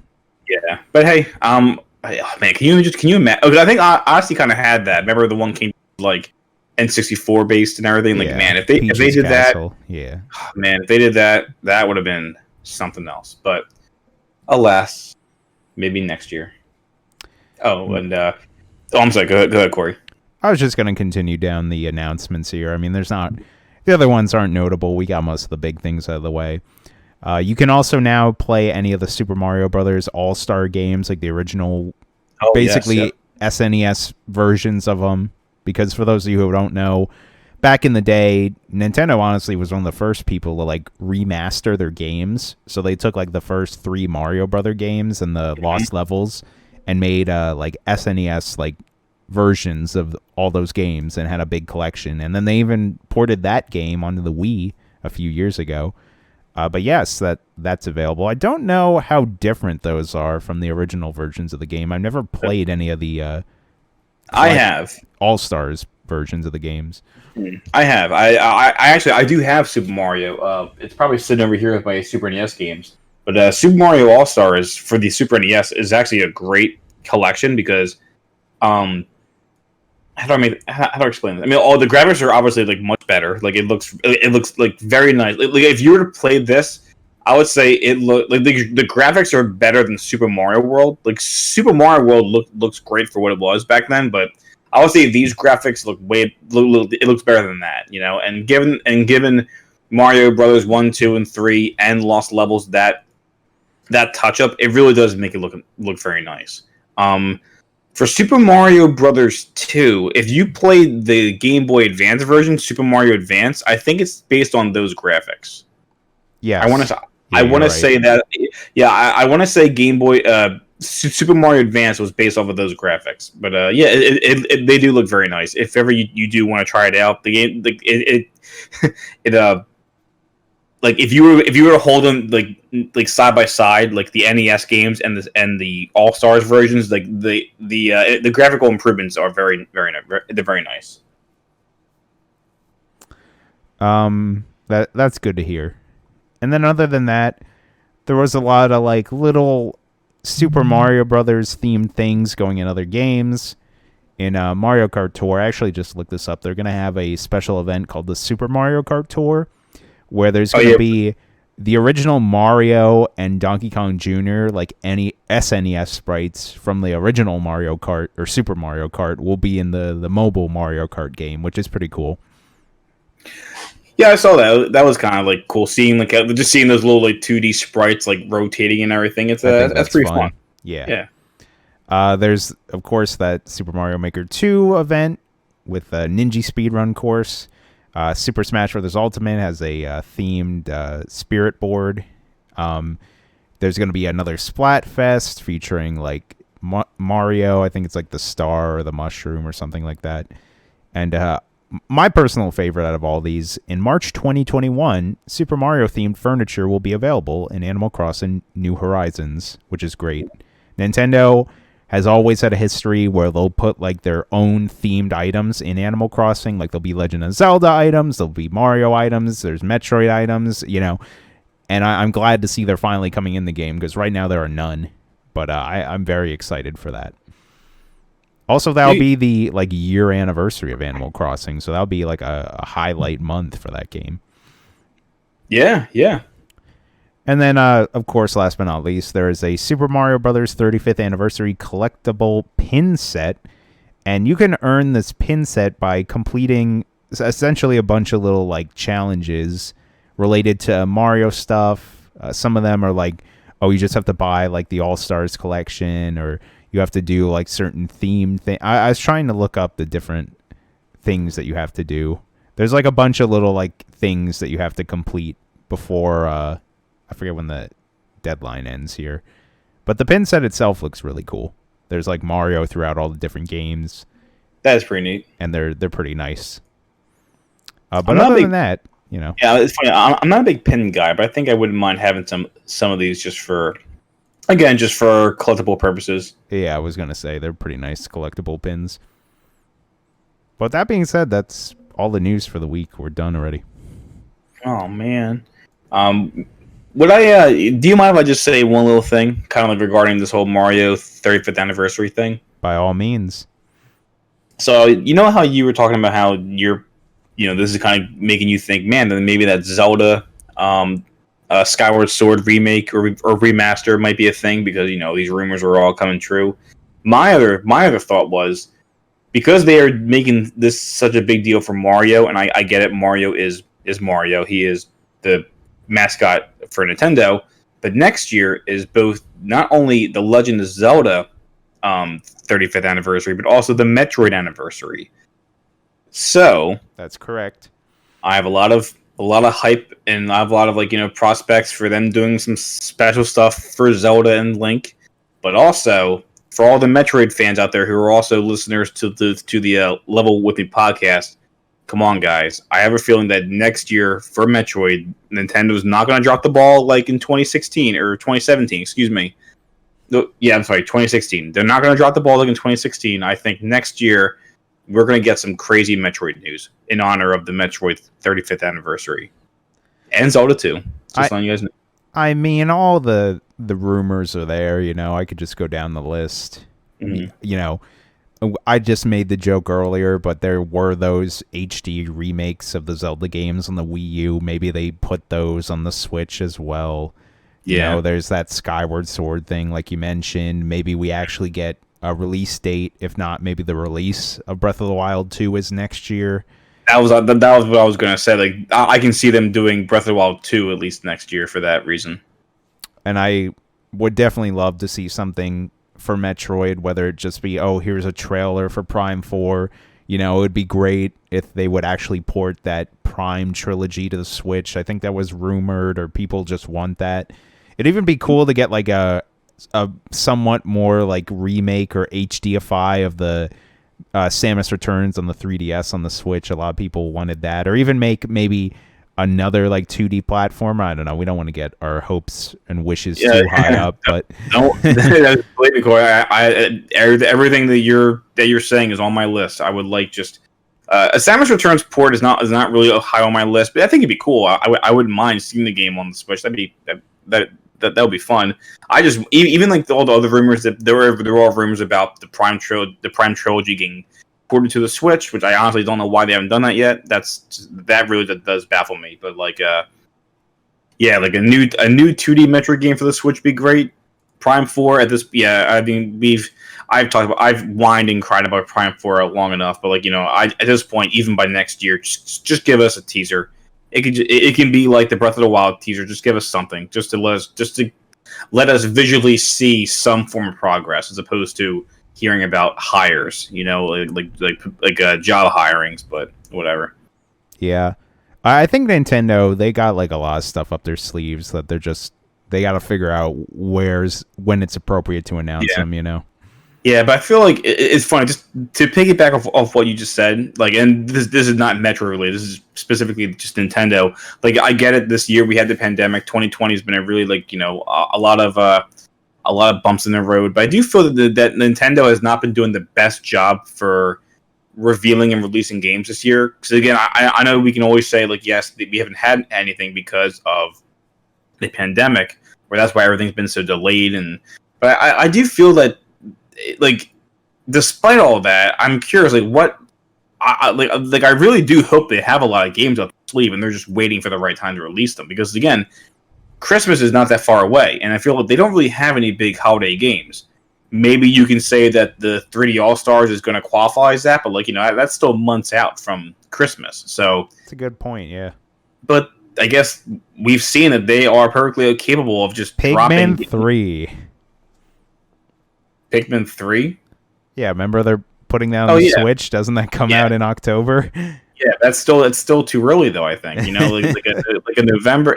And I think the Pikmin 3 port's awesome. I actually will buy that. I think, but I'm just thinking, like, maybe because of all these, like, early announcements, like, we saw it with Paper Mario, we're seeing it with this. Like, maybe they will just announce the game in October and November and say, yeah, the game's available in 3 weeks or 2 weeks, whatever, just in time for Christmas. Like, who knows? Okay. What if it was, though, just the Skyward Sword remaster? Would that be enough? Like, what if they're like, oh, that comes out sometime in November? I would enjoy it. I would be like, wow, that is a great holiday title for me to say, like, hey, like, Amanda, if you can't think of anything to get me, I would like this for the Switch. I would like it. But I feel like for the rest of the Zelda fans, like, it's kind of like if it was the same thing, like when they announced the Wind Waker and the Twilight Princess HD port for the Wii U. Like, yeah, they were great, and I'm sure Zelda fans would love to get that. But if that was like a holiday title, people would be like, "Oh, is that it?" So I feel that would be. I think it would be a very similar reaction if, like, the big holiday title for, like, that was, like, announced or it was released in late November was the Skyward Sword port. I'd be like, "Oh, that's awesome," but, like, really, is that it? I think they need like a newer game. Yeah, I think just talking about this, makes that very apparent. And I think people would be mad because at that point, then it would be like, well, what? Nintendo holiday lineup is a bunch of remakes because they'd have the All Stars collection, they'd have Pikmin 3, and they'd have that. Yeah, like, I'm trying to think of all the titles that we know right now. Like, we still have not heard anything about Bayonetta 3. That's like, right. That would be that would be a holiday release. There's also, No More Heroes 3 has been teased a lot. That's another one. Like, I think they said that the developer said that they're getting near completion. That could be another great a good holiday game. Although that's not like a family game, but that would probably do pretty well. Yeah, I think it would definitely excite a lot of people. So I mean, like, there are a lot of games that we know. Breath of the Wild, people were speculating that it would be released around Christmas time to compete with the new console releases. I'm not sure if that's going to happen right now, but so Nintendo does have a few games that are in the works. Again, Prime 4, but I'm sure that's not happening anytime soon. So I'm just wondering, like, what else does Nintendo have up their sleeve? Do they have other games that they just haven't announced and they're just going to drop it on us and then say, hey, in a month the game's out? I really don't know. Oh, and I think I've mentioned this before, the Mystery Retro Studios game that they supposedly were working on since 2013, 2014. Like, is that ever going to be? Is that ever going to be announced? Was that scrapped? Like, who knows? Who knows? Anyway, I rambled on long enough. No, good talk. Yeah, I will have to wait and see. But with that being said, that's going to round up our news segment here, and we're going to move on to our weeks of what we've been watching and playing. What do you think, Mike? Do you want to go first? Should I go first? If you don't mind, oops, I hit the microphone. If you don't mind, can I go first? Because I really haven't done too much this week. I've actually been kind of, like, really busy, but so I haven't had a chance to play too much. That's so fine. I'll keep it short. Yeah, go ahead. What I've been watching, I think I've mentioned last week that Amanda got me into reality shows, and so I've sadly been watching a lot of that show I talked about, Below Deck. And again, for those of you who don't know, it's like a reality show that shows you what the crew of like those personal yachts, like the ones that like the rich people can rent for like a couple days. It shows you what the crew members are doing, like behind the scenes. It's very interesting, and I'm super addicted to that show. So I'm still watching that with Amanda, and we're laughing and we're really enjoying it. I did try to rewatch The Witcher. I think last week I might have mentioned how I was watching The Witcher, and I finally got to watching some of the episodes. But I have to admit, I'm slowly losing interest in the show. Oh no! Correct me if I'm wrong, but did I talk about the episodes at all last week? Yes. You kind of mentioned. Yeah. I think you kind of mentioned that too. Like you're like, oh, yeah, I'm not that interested in it, or something like that. Yeah, like it just kind of summed up. Like I still am watching it, but like basically it seems like it's like a roller coaster. Every time I watch one episode, I'm like, oh wow, this is actually getting. And then the next episode's like, okay, night. It's like you lost me. Like now what's going on? And so someone did confirm with me, and this actually explains a lot. So, and I guess I'll give a spoiler warning. I'm not really going to say much, but the spoiler is that apparently this show is based on the Witcher series, the video game, the graphic novel. So it's so the people who are fans of The Witcher might understand some of these like little like details that maybe are not really like apparent to me. But apparently, the people do say that the show doesn't really announce that there might be some instances of time travel or not time travel, like time jumping, like one scene might take place like 8 years ago, and then this one scene might be taking place in the present, but it's like it's not explicitly being explained. So that's why, like, when I'm watching some of these episodes, I'm like personally getting confused. I'm like, wait, I thought these characters died like a couple episodes ago. Like, what's going on? So when someone told me that, I'm like, all right, well, that kind of explains like my confusion. So I'm trying to give the show the benefit of the doubt. I want to finish the season out and see, and then give like my final critique, I guess. So I'll definitely keep you guys updated on what I think of the Witcher. And so, and yeah, for any of our fans who are Witcher fans, please give me just let me finish the season 1, and I'll let you know what you guys think. I'm not trying to say, oh, The Witcher's bad. I'm just saying, me being not a Witcher fan initially, maybe that's why I'm having a hard time following it. So fair enough. So I'll keep at it. But yeah, that's all I've really been watching. Nothing really new besides Below Deck and The Witcher.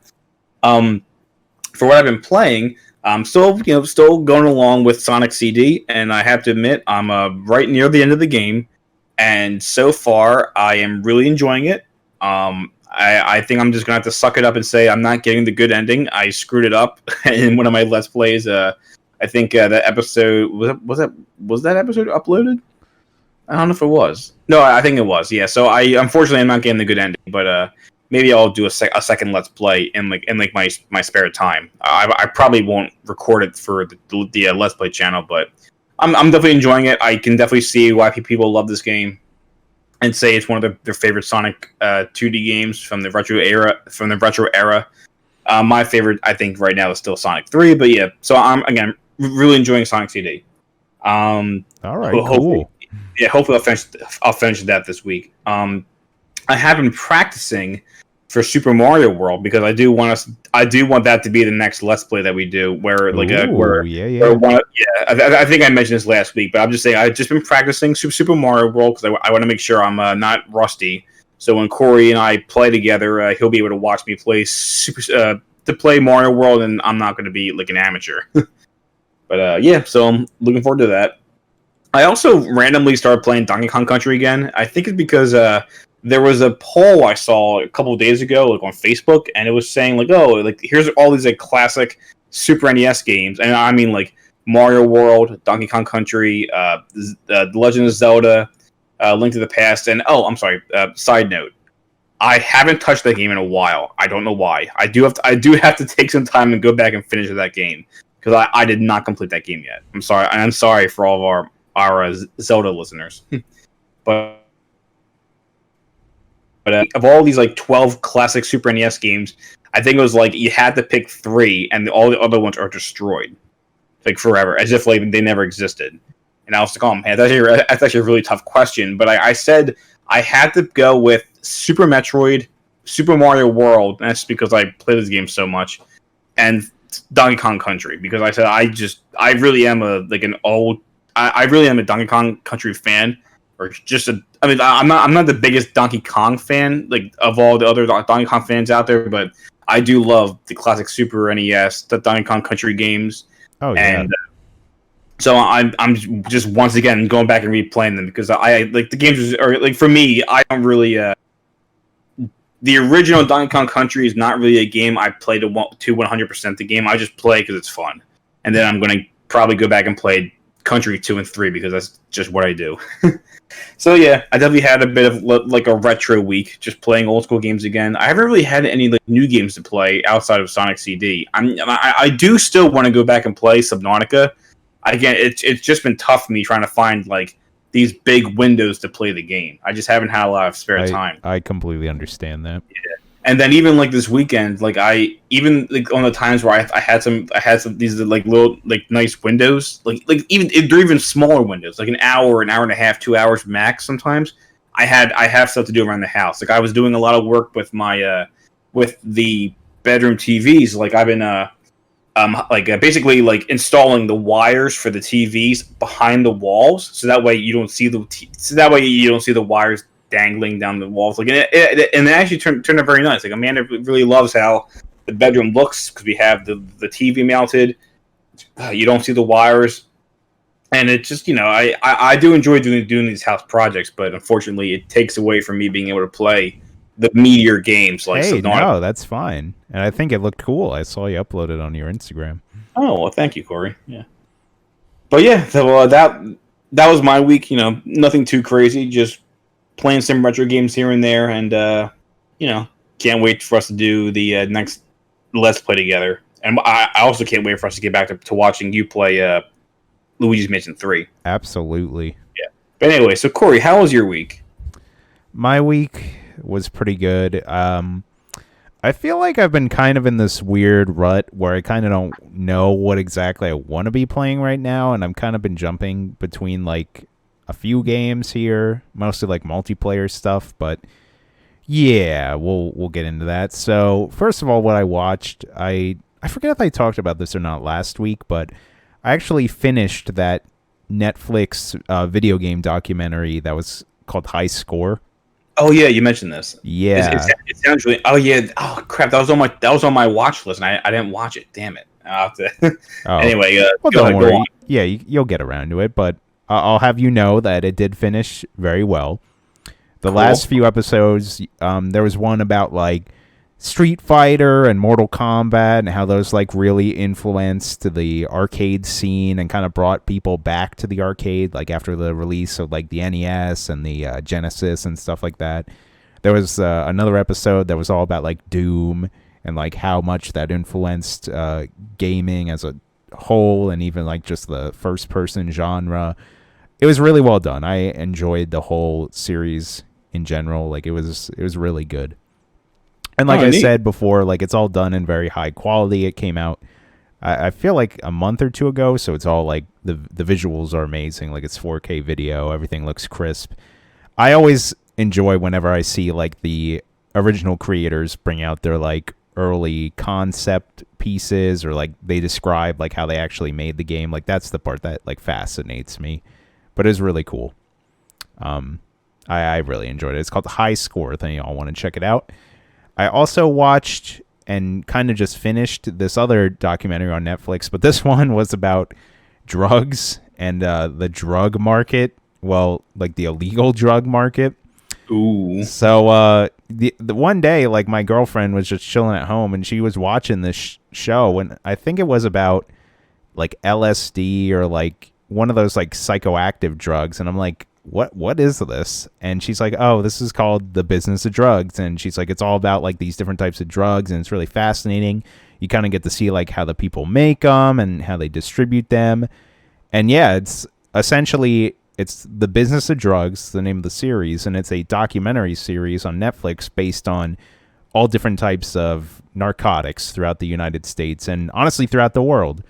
And each episode is just about one particular type of drug. So like the first episode's about cocaine. The second episode, like I said, is about like LSD or some sort of psycho ecstasy. I forget.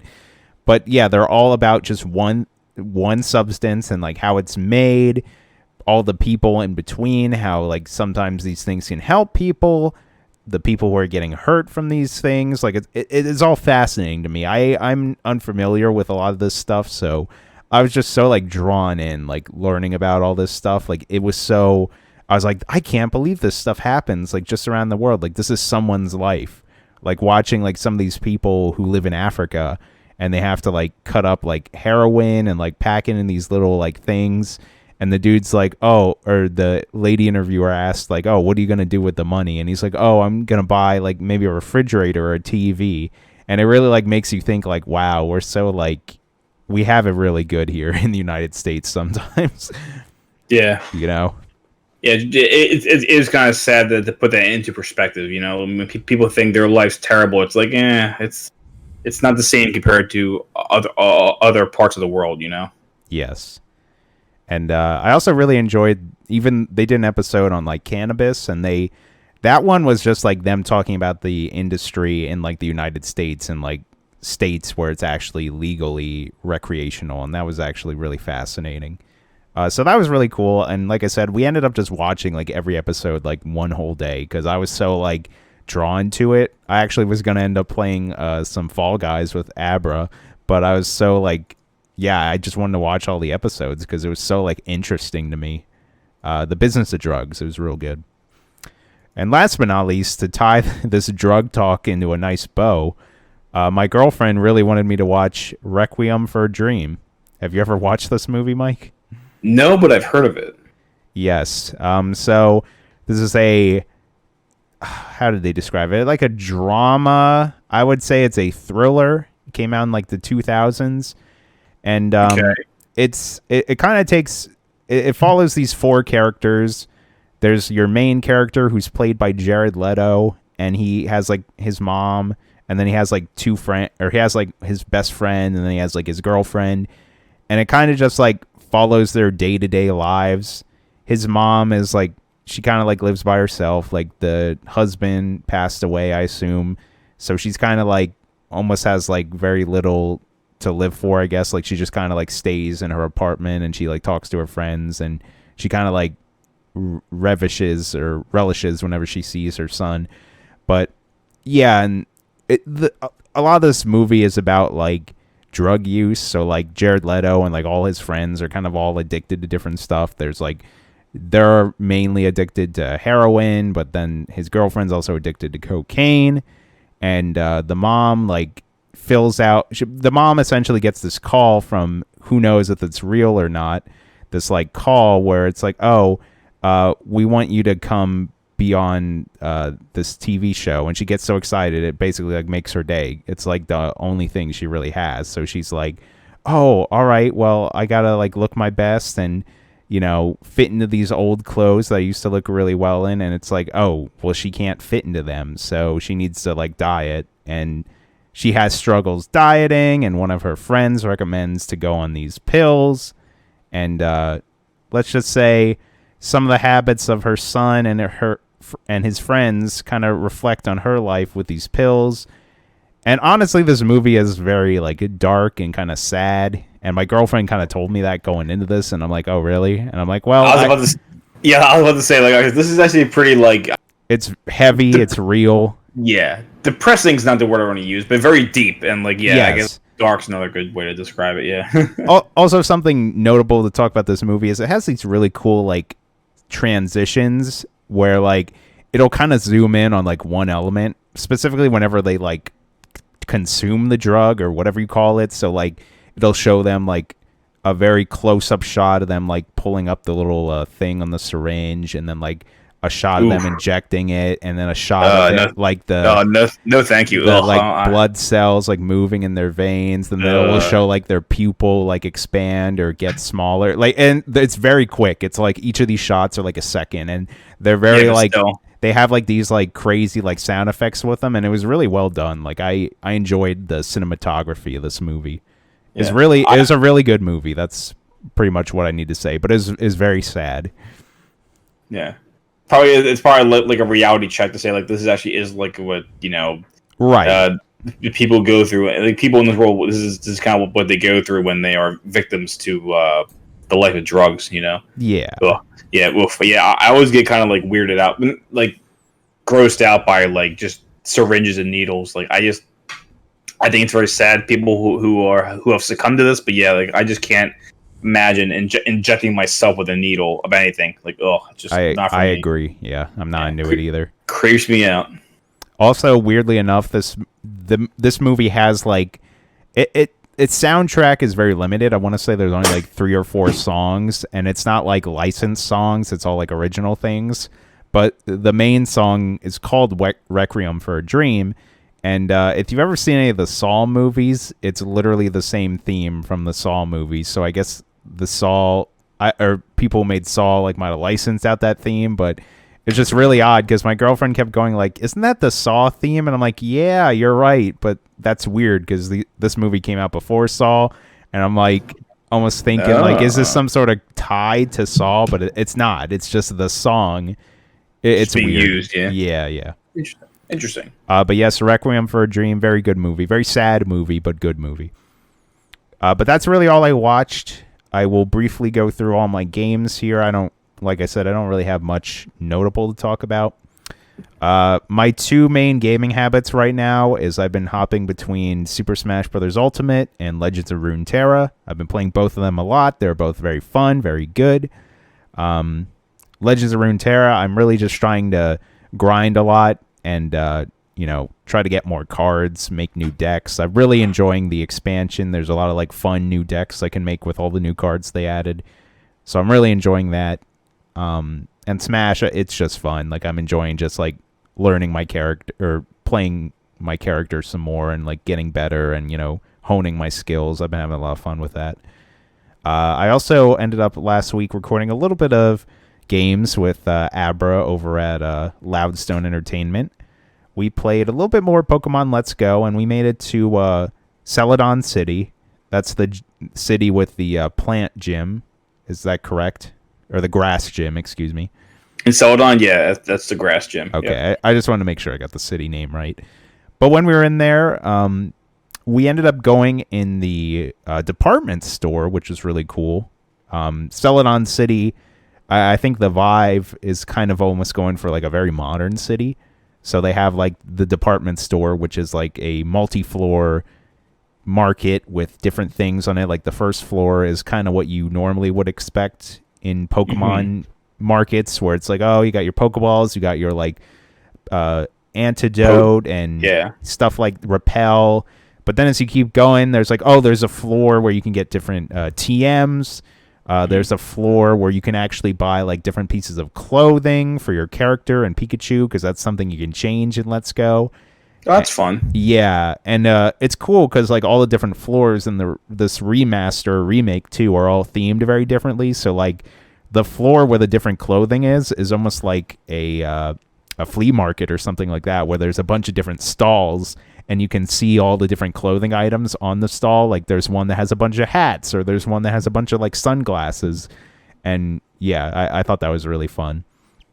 We also went into the casino, or whatever they call it, the gaming lounge in Celadon. Yeah, because casino, I think casino is not kid friendly, so it's the gaming lounge. And we ended up busting into one Team Rocket's headquarters. Yeah, it's a fun part of the game. Yeah, and it's funny because when we were playing, we were just, there was like some random girl in a corner, and we're like, oh, we should just talk to her and see what happens. And she's almost like, what are you here for? Like, what do you want, kid? And your 2 different dialogue options are like, I'm here to defeat Team Rocket, or I'm here to join you guys or something. And we're like, well, what does that mean? So we kind of wanted to say that, like, oh, we're here to join Team Rocket. And she's like, oh, okay, then. Well, here's some Team Rocket themed clothing so you can wear. And we just lost our shit. That's awesome. Yeah, we were like, oh, that's great. And yeah, it's like a little like Team Rocket outfit for you and Pikachu, or that's whatever. Pretty cool. Yeah, whatever Pokemon you get. But it's funny enough because we literally go down like another corridor, and there's like another Team Rocket goon, and he's one of the ones that you actually have to fight. And he's like, "Hey, what are you doing here, kid?" And we're like, "Oh, it actually didn't like affect anything because we're wearing the Team Rocket outfit now." But you know, he didn't even stop to say like, "Oh, are you a new member?" He's just like, "No, you're not supposed to be here." But it's like we're wearing the Team Rocket gig. I was gonna say like that would have been a really cool little attention to detail, like Team Rocket outfit of like Team Rocket people treated you differently. Like, oh look, yeah, like you're one of us, you know. But, yeah. Oh man, that's cool. So that's going well. We also played a little bit of Fall Guys together. That was a lot of fun. Boy. I think that was the first time Abra played Fall Guys. I'm not. I don't hate Fall Guys, but like I have not felt a need to go back to it for some reason. I've been watching a lot of people play Fall Guys, but yeah, personally, like I only played it I think when we recorded, which was like last Tuesday or last Wednesday. So I can't really tell you why I haven't been drawn back to play it, because I don't hate the game, but it's just not something I want to play right now, I guess. Other than that, my girlfriend a couple days ago was like, "Oh, I want to start playing more games." And I'm like, "All right." And she's like, "Do you have a Call of Duty that has a Nuketown in it?" And I'm like, "What?" And she's like, I want to play on Nuketown, but I want to play like multiplayer." And I'm like, "All right, well, let me see what I got on the PS4. Oh, Black Ops 3. That has Nuketown in it, and it's kind of like it's like a standard Call of Duty." And she's like, "All right." So we have now, I mean, she's been playing more of it than I have, but that's kind of like our go-to like hangout, relax game. So on our big TV downstairs, like she'll just play like matches of the Call of Duty multiplayer, and then like sometimes she'll hand it over to me. She's like, "Oh, you can play a few rounds." So we're just playing through Black Ops 3. I actually think, I'll say a maybe controversial opinion, but that's one of my favorite Call of Duty games, probably in my top 3. I've been really enjoying playing it again, and I'm like, wow, I forgot how much fun this game was. So that's been a lot of fun, just hanging out. We did a little bit of zombies, and then we were just doing the regular multiplayer, and there's still plenty of people playing that game, which is shocking because it came out, I believe, 5 years ago. But anyways, last but not least, this one also very random. I did not expect to get into this. But I unfortunately have been still having some PC issues. I don't know if a part is damaged or if maybe I didn't clean my PC that well, even though I'm pretty sure I did. So I would assume it might be a part. I don't know. But I haven't been able to play a lot of games on my PC that are really like graphic intensive. Like I play like Call of Duty Warzone on my PC, and I've tried to play that a few times and it always crashes. So I'm like, well, I'm not really too sure what to do here. If I want to continue to play that game, I decided that I'm just going to download it on my PS4 and give it a try on there, because that way I know like it's going to at least run consistently. It just might not look the best, or it might not be as smooth, but I know it will work. And I did download it, but I have not got a chance to play any matches of that. But I also noticed that PUBG is one of the free games on PlayStation Plus right now. And I have no idea what made me download that on PlayStation 4, but I did. And today I actually played a few rounds of it, and it's fun. I did play PUBG back in the day. I have quite a bit of hours on the Steam release. And yeah, I don't know. I wanted to mess around in it, and I'm like, I can just casually like play this Battle Royale game. And like I said, it's pretty fun. It hasn't changed too much. I even was thinking of maybe just trying to download it on Steam again and see if I can actually run it, because it was more smooth on my PC. But yeah, I don't know. Just something I randomly wanted to drop back into and play, and it's still kind of fun. Interesting. But with that being said, that's all I played this week. Okay. Well, you definitely played a lot more than I have. Now, before we wrap up the podcast, it's time for us to check if we have any questions. If any of our listeners would like to submit a question, you can do so by two ways. You can either email us at levelwithmepodcast@gmail.com, or on Monday mornings, we will put up a link on our Instagram account, Level With Me Podcast, where you can essentially just type the questions in there, and we'll give you a shout-out. If you send us an email, we're even going to give you a shout-out too, by the way. We're not just going to take the question and be like, okay, well, that's from some random guy that we don't care about. No. Either way, we're going to give you a shout-out. But I did check the questions also can be about video games. It could be about collectibles. It could be about movies. You know, it doesn't have to be about anything particular. You know, it's just supposed to be like a fun little extra thing that we can do. So, Mike, do we have any questions from the Instagram this week? Yes, actually we do. I'm a little disappointed that we didn't get any from the Gmail, but hey, that's why we have multiple options for all you guys, all of our listeners. But yes, we do have 2 questions here. Let me bring them up for us. I will say that one of the questions is from our good dearest friend Owen Reese. Once again, he always pulls through. Owen Reese. He does. He is a champ. And another question actually comes from a friend of mine over at the Collector's Vault, Khan, or Dr. Chickens as he goes by. He has a good question for us. Fun. Yeah. So I guess we'll start with Owen Reese. I think he earns it as being the MVP for level with me. His question is, oops, 1 second, I just lost it. What is more important to us when it comes to a game? Is it the story or the gameplay? Ooh, that's a great question. Yeah. You want to start, Mike? Sure. I would say that's actually a really... It's hard to put one over the other. I think it definitely is subjective, and that's why like this question can be answered. Because I think it's always going to be different. It's never going to be like definitive on like what is always more important. Because there are some people who do play games just for the story, and some people who do play just for the gameplay. Me personally, it might be game to game because like. I'm just trying to take, for example, a game like Halo, because I know there are a lot of people who love playing a game like Halo or Call of Duty. I'm going to stay with Halo just as an example. Like people just want Halo because they want to play the online stuff, and that's great. I know people love playing the online Halo. It is fun, but I remember like whenever a game comes out, when the new Halo game came out, I was always about like, man, I want to play the game. I want to definitely enjoy the gameplay, but also I remember just thinking like, man, what's going to happen in the story? So I want to say like when it comes to and then I'm looking at a game like Metroid Other M, which is a very controversial game that definitely lacks in the gameplay department, but I think the gameplay is still pretty solid. But then the story is like the worst part of the game, and I think that's why some people hate it so much. So, there's many examples of where I think games can excel or fail in one of those categories, and I think it can really. I think it both can affect the game in major ways. For me, I guess overall, I would have to say that it always comes down to the game. Because then when I want to go replay the game, I'm not playing it for the story because I already know what the story is. So. And I think great games are the games that you can play multiple times and still enjoy them.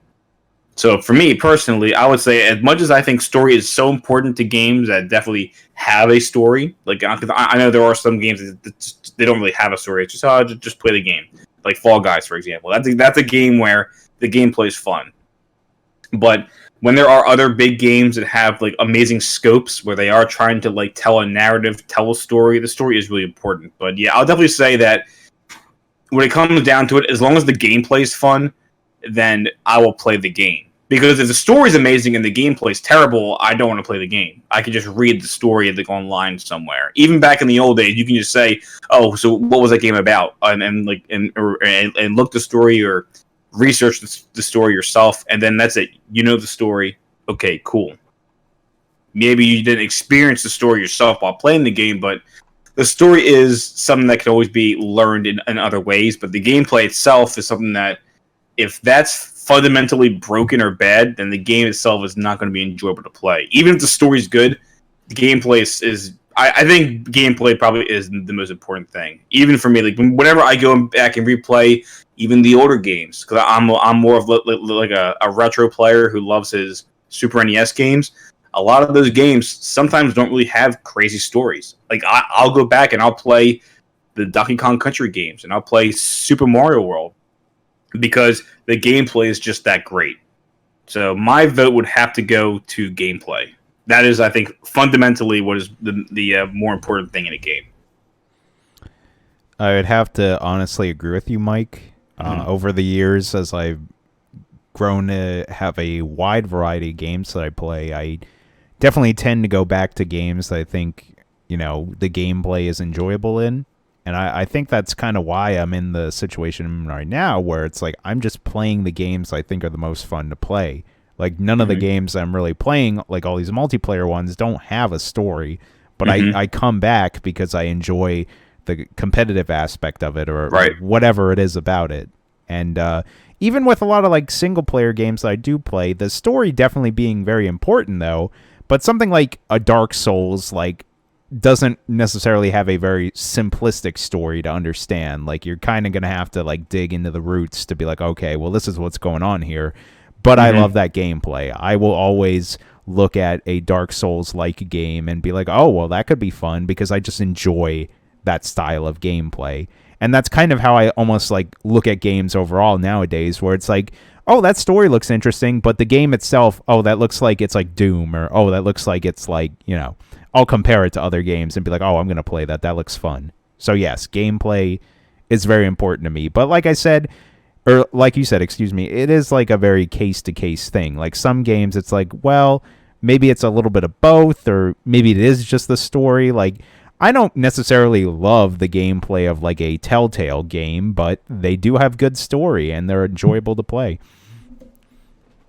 Yeah, very, very well put. Very well said. Thank you, Owen Reese. That was a good question. Yes, Owen. Thank you very much. I hope we answered. I hope we answered it appropriately for you. If you guys ever want to go follow Owen Reese, he is on Instagram. We'll have his information in the description section below. Yes, please do so. Now, our second question. Our second question comes to us from Dr. Chickens. Again, another friend of mine from YouTube and Instagram. You guys can go follow him or subscribe to him. We'll have his information down below. Dr. Chickens is actually another big fan of when it comes to collectible cardboard. He's a big fan of Pokemon and Yu-Gi-Oh! So there's also some that you, Corey, can kind of relate to. I do like me a shiny card. Everyone loves shiny cardboard. So his question is, he wants to know our perspective on how someone entering a TCG market like Pokemon or Yu-Gi-Oh! In the modern age of 2020 should start. So I'll see if I can summarize that. So what's our perspective on someone trying to get into the TCG market in 2020? Like, how would you get into that by starting? How would you start and get into that kind of a market?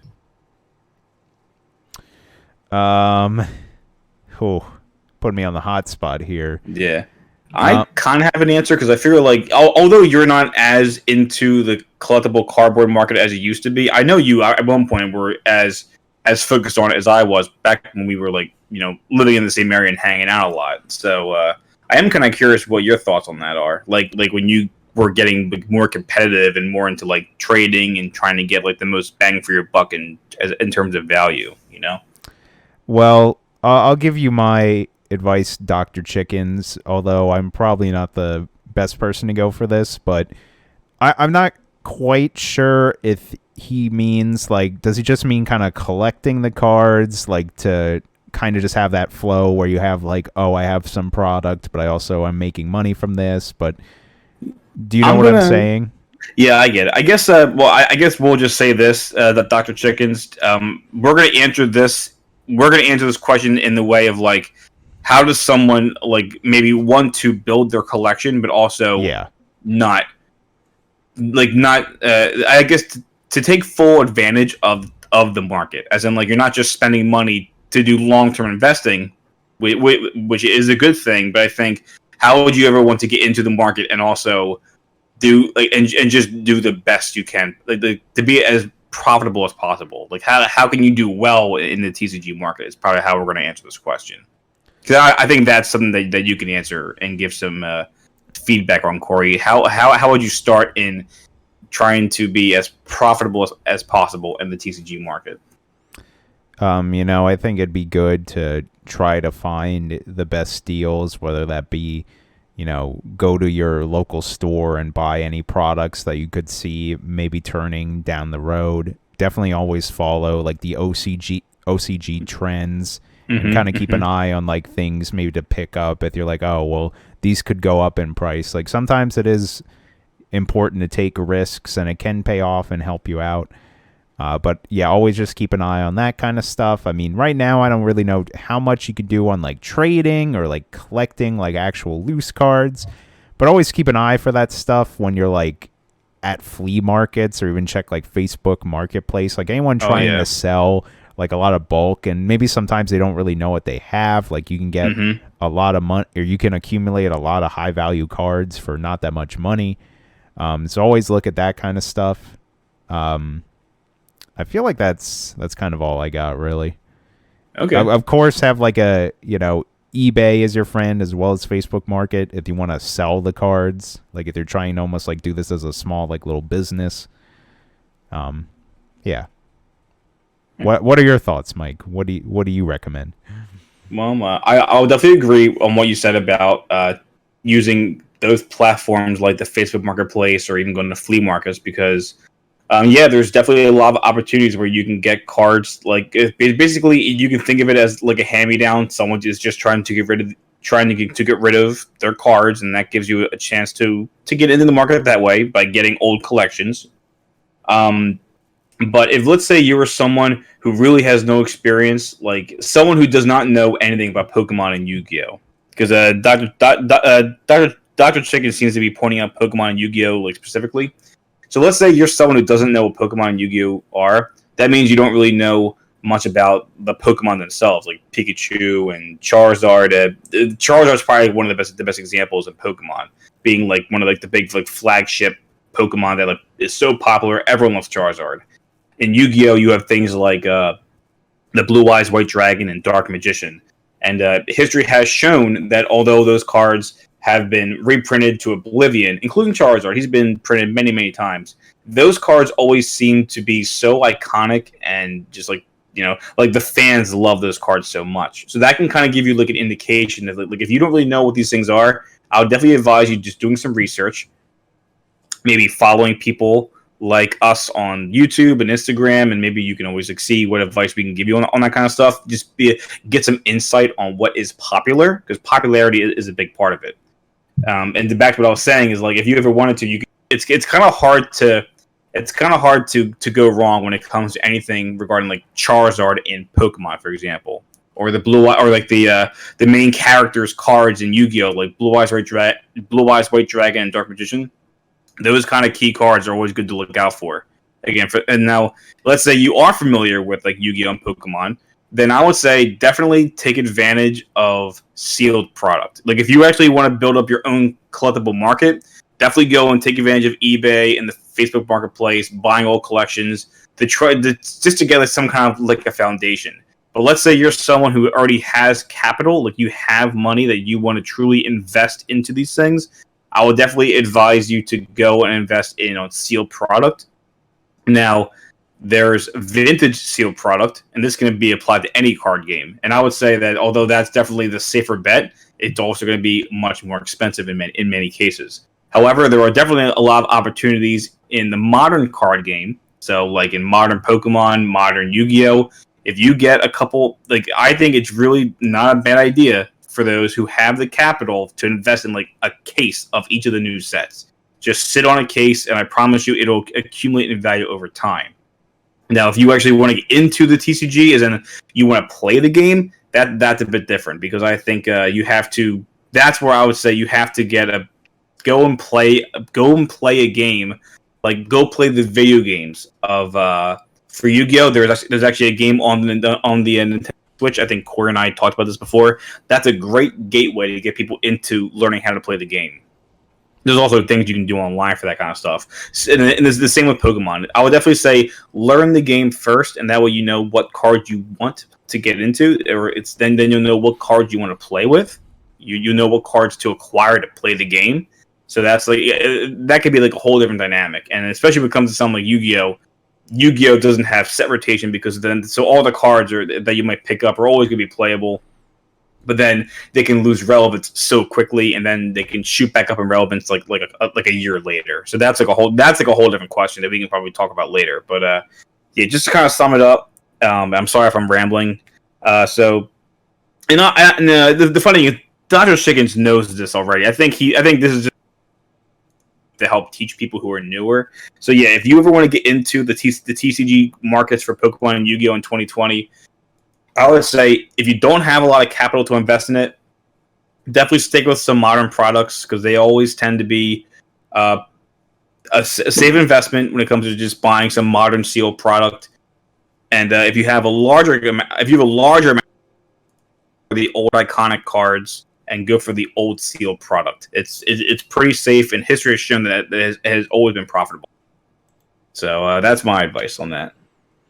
I was also going to say that it might be beneficial if you want to accumulate a lot of product to not be shy and like post maybe flyers or something around your neighborhood or at your job. Be like, hey, I'm looking for Pokemon or Yu-Gi-Oh cards. If you got any, let me know. I'm interested in buying them, you know?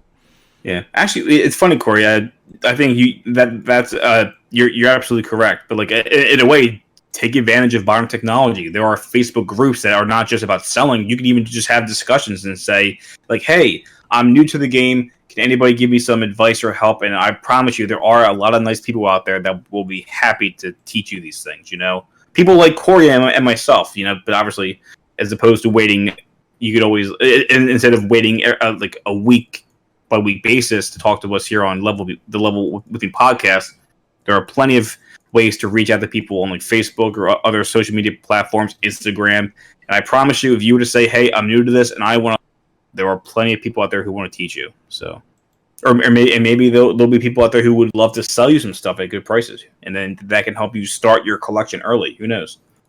I agree. Mm-hmm.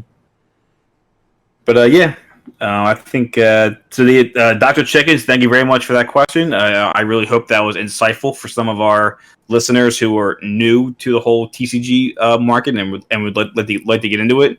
Again, you could always reach out to Corey and myself. I know I'm definitely more on like the card market side of these things, so I'm always happy to answer questions. If you guys want, I even have other discussions for that kind of stuff over on my channel, the Collector's Vault. So please feel free to go over and visit that if you want to learn more. So. Yeah, I agree. But with that, thank you, Dr. Chickens. Yep, it's a good question. We appreciate it. Again, if you guys want to go check out Dr. Chickens, he also has an Instagram and a YouTube channel. He does a lot of really fun Pokemon and Yu-Gi-Oh openings. So if you guys want to see some newer product being opened up, he has it over on his channel. I think you guys should go check it out. Yes, and again, thank you to Owen Reese for the questions. Oh, as always. Owen Reese is the MVP. He really is. But that being said, we are now at the end of the podcast. I once again thank you all for listening. Please, please, please share the podcast. Tell a friend or whoever about it. You know, want to build this thing up. We really appreciate it. Also, you can go check out our other content. For me, I am GameBro Corey. You can follow me on Twitch, Instagram, and Twitter. I have been trying to stream a little bit more here or there, playing kind of the games I mentioned, like Super Smash Bros. Ultimate, Legends of Runeterra, maybe more Fall Guys. Maybe I'll actually stream some of that PUBG on PS4. I don't know. But that's twitch.tv/GameBroCorey. And then the Twitter and Instagram that kind of go up like I'll update when I'm going live, and I'll, you know, other random stuff like, oh, here's some good looking food. Oh, here's just things going on in my mind, you know, whatever Twitter is used for. What about you, Mike? If you guys want to ever reach out to me, you can find me on Instagram and on YouTube at The Collector's Vault. If you guys are a fan of like Pokemon, Yu-Gi-Oh, or old school collectibles, old school video games, especially the old school retro collectible video games, I love talking about that kind of stuff. Again, my information will be linked down below. But I also do want to definitely recommend, definitely go and check out Corey's his Twitch stream. I really want Corey to get more into it, and the more you guys follow Corey and give him that attention, the more he will realize how much he can grow as a Twitch streamer, and I really want that for Corey. So please do yourselves a favor and go watch him play some fun games. Well, thank you, Mike. I appreciate that. Have you done any streaming for Legends of Runeterra yet? No, actually. I really think that's definitely a field that you should get into. I should, yeah, because I do play that game a lot. Yep. But with that being said, I also want to quickly shout out our YouTube channel, Level With Me. That's where our Let's Plays go up. There will be more videos going up this week. I probably am going to get around and working on another part of, or maybe 2 of Luigi's Mansion 3. Probably more Remnant. I actually did start working on The Last of Us. You know, I have to essentially retell the story, and I have like all the bits lined up that I need to reiterate, and I did draw some graphics for that, so that's slowly coming together. I can't wait to see this, because I remember you said you wanted to get more into like, you know, creating these little like more fun videos. So I think this will be a good little intro into that. Right, and I'm looking forward to it. Put that stuff back on track for anyone interested in that, and maybe this week we can get around to recording some of that Super Mario World. I know you're posting a bunch of videos for Sonic CD. That's great. Of course, the podcast goes up live every Monday there, so you can check that out. Also, check out on Podbean, all the like Spotify, the Apple podcast thing, and the Google one, whatever they are. We're pretty much everywhere. But yeah, that's pretty much the podcast. Thank you guys for listening. We out. All right, peace, guys.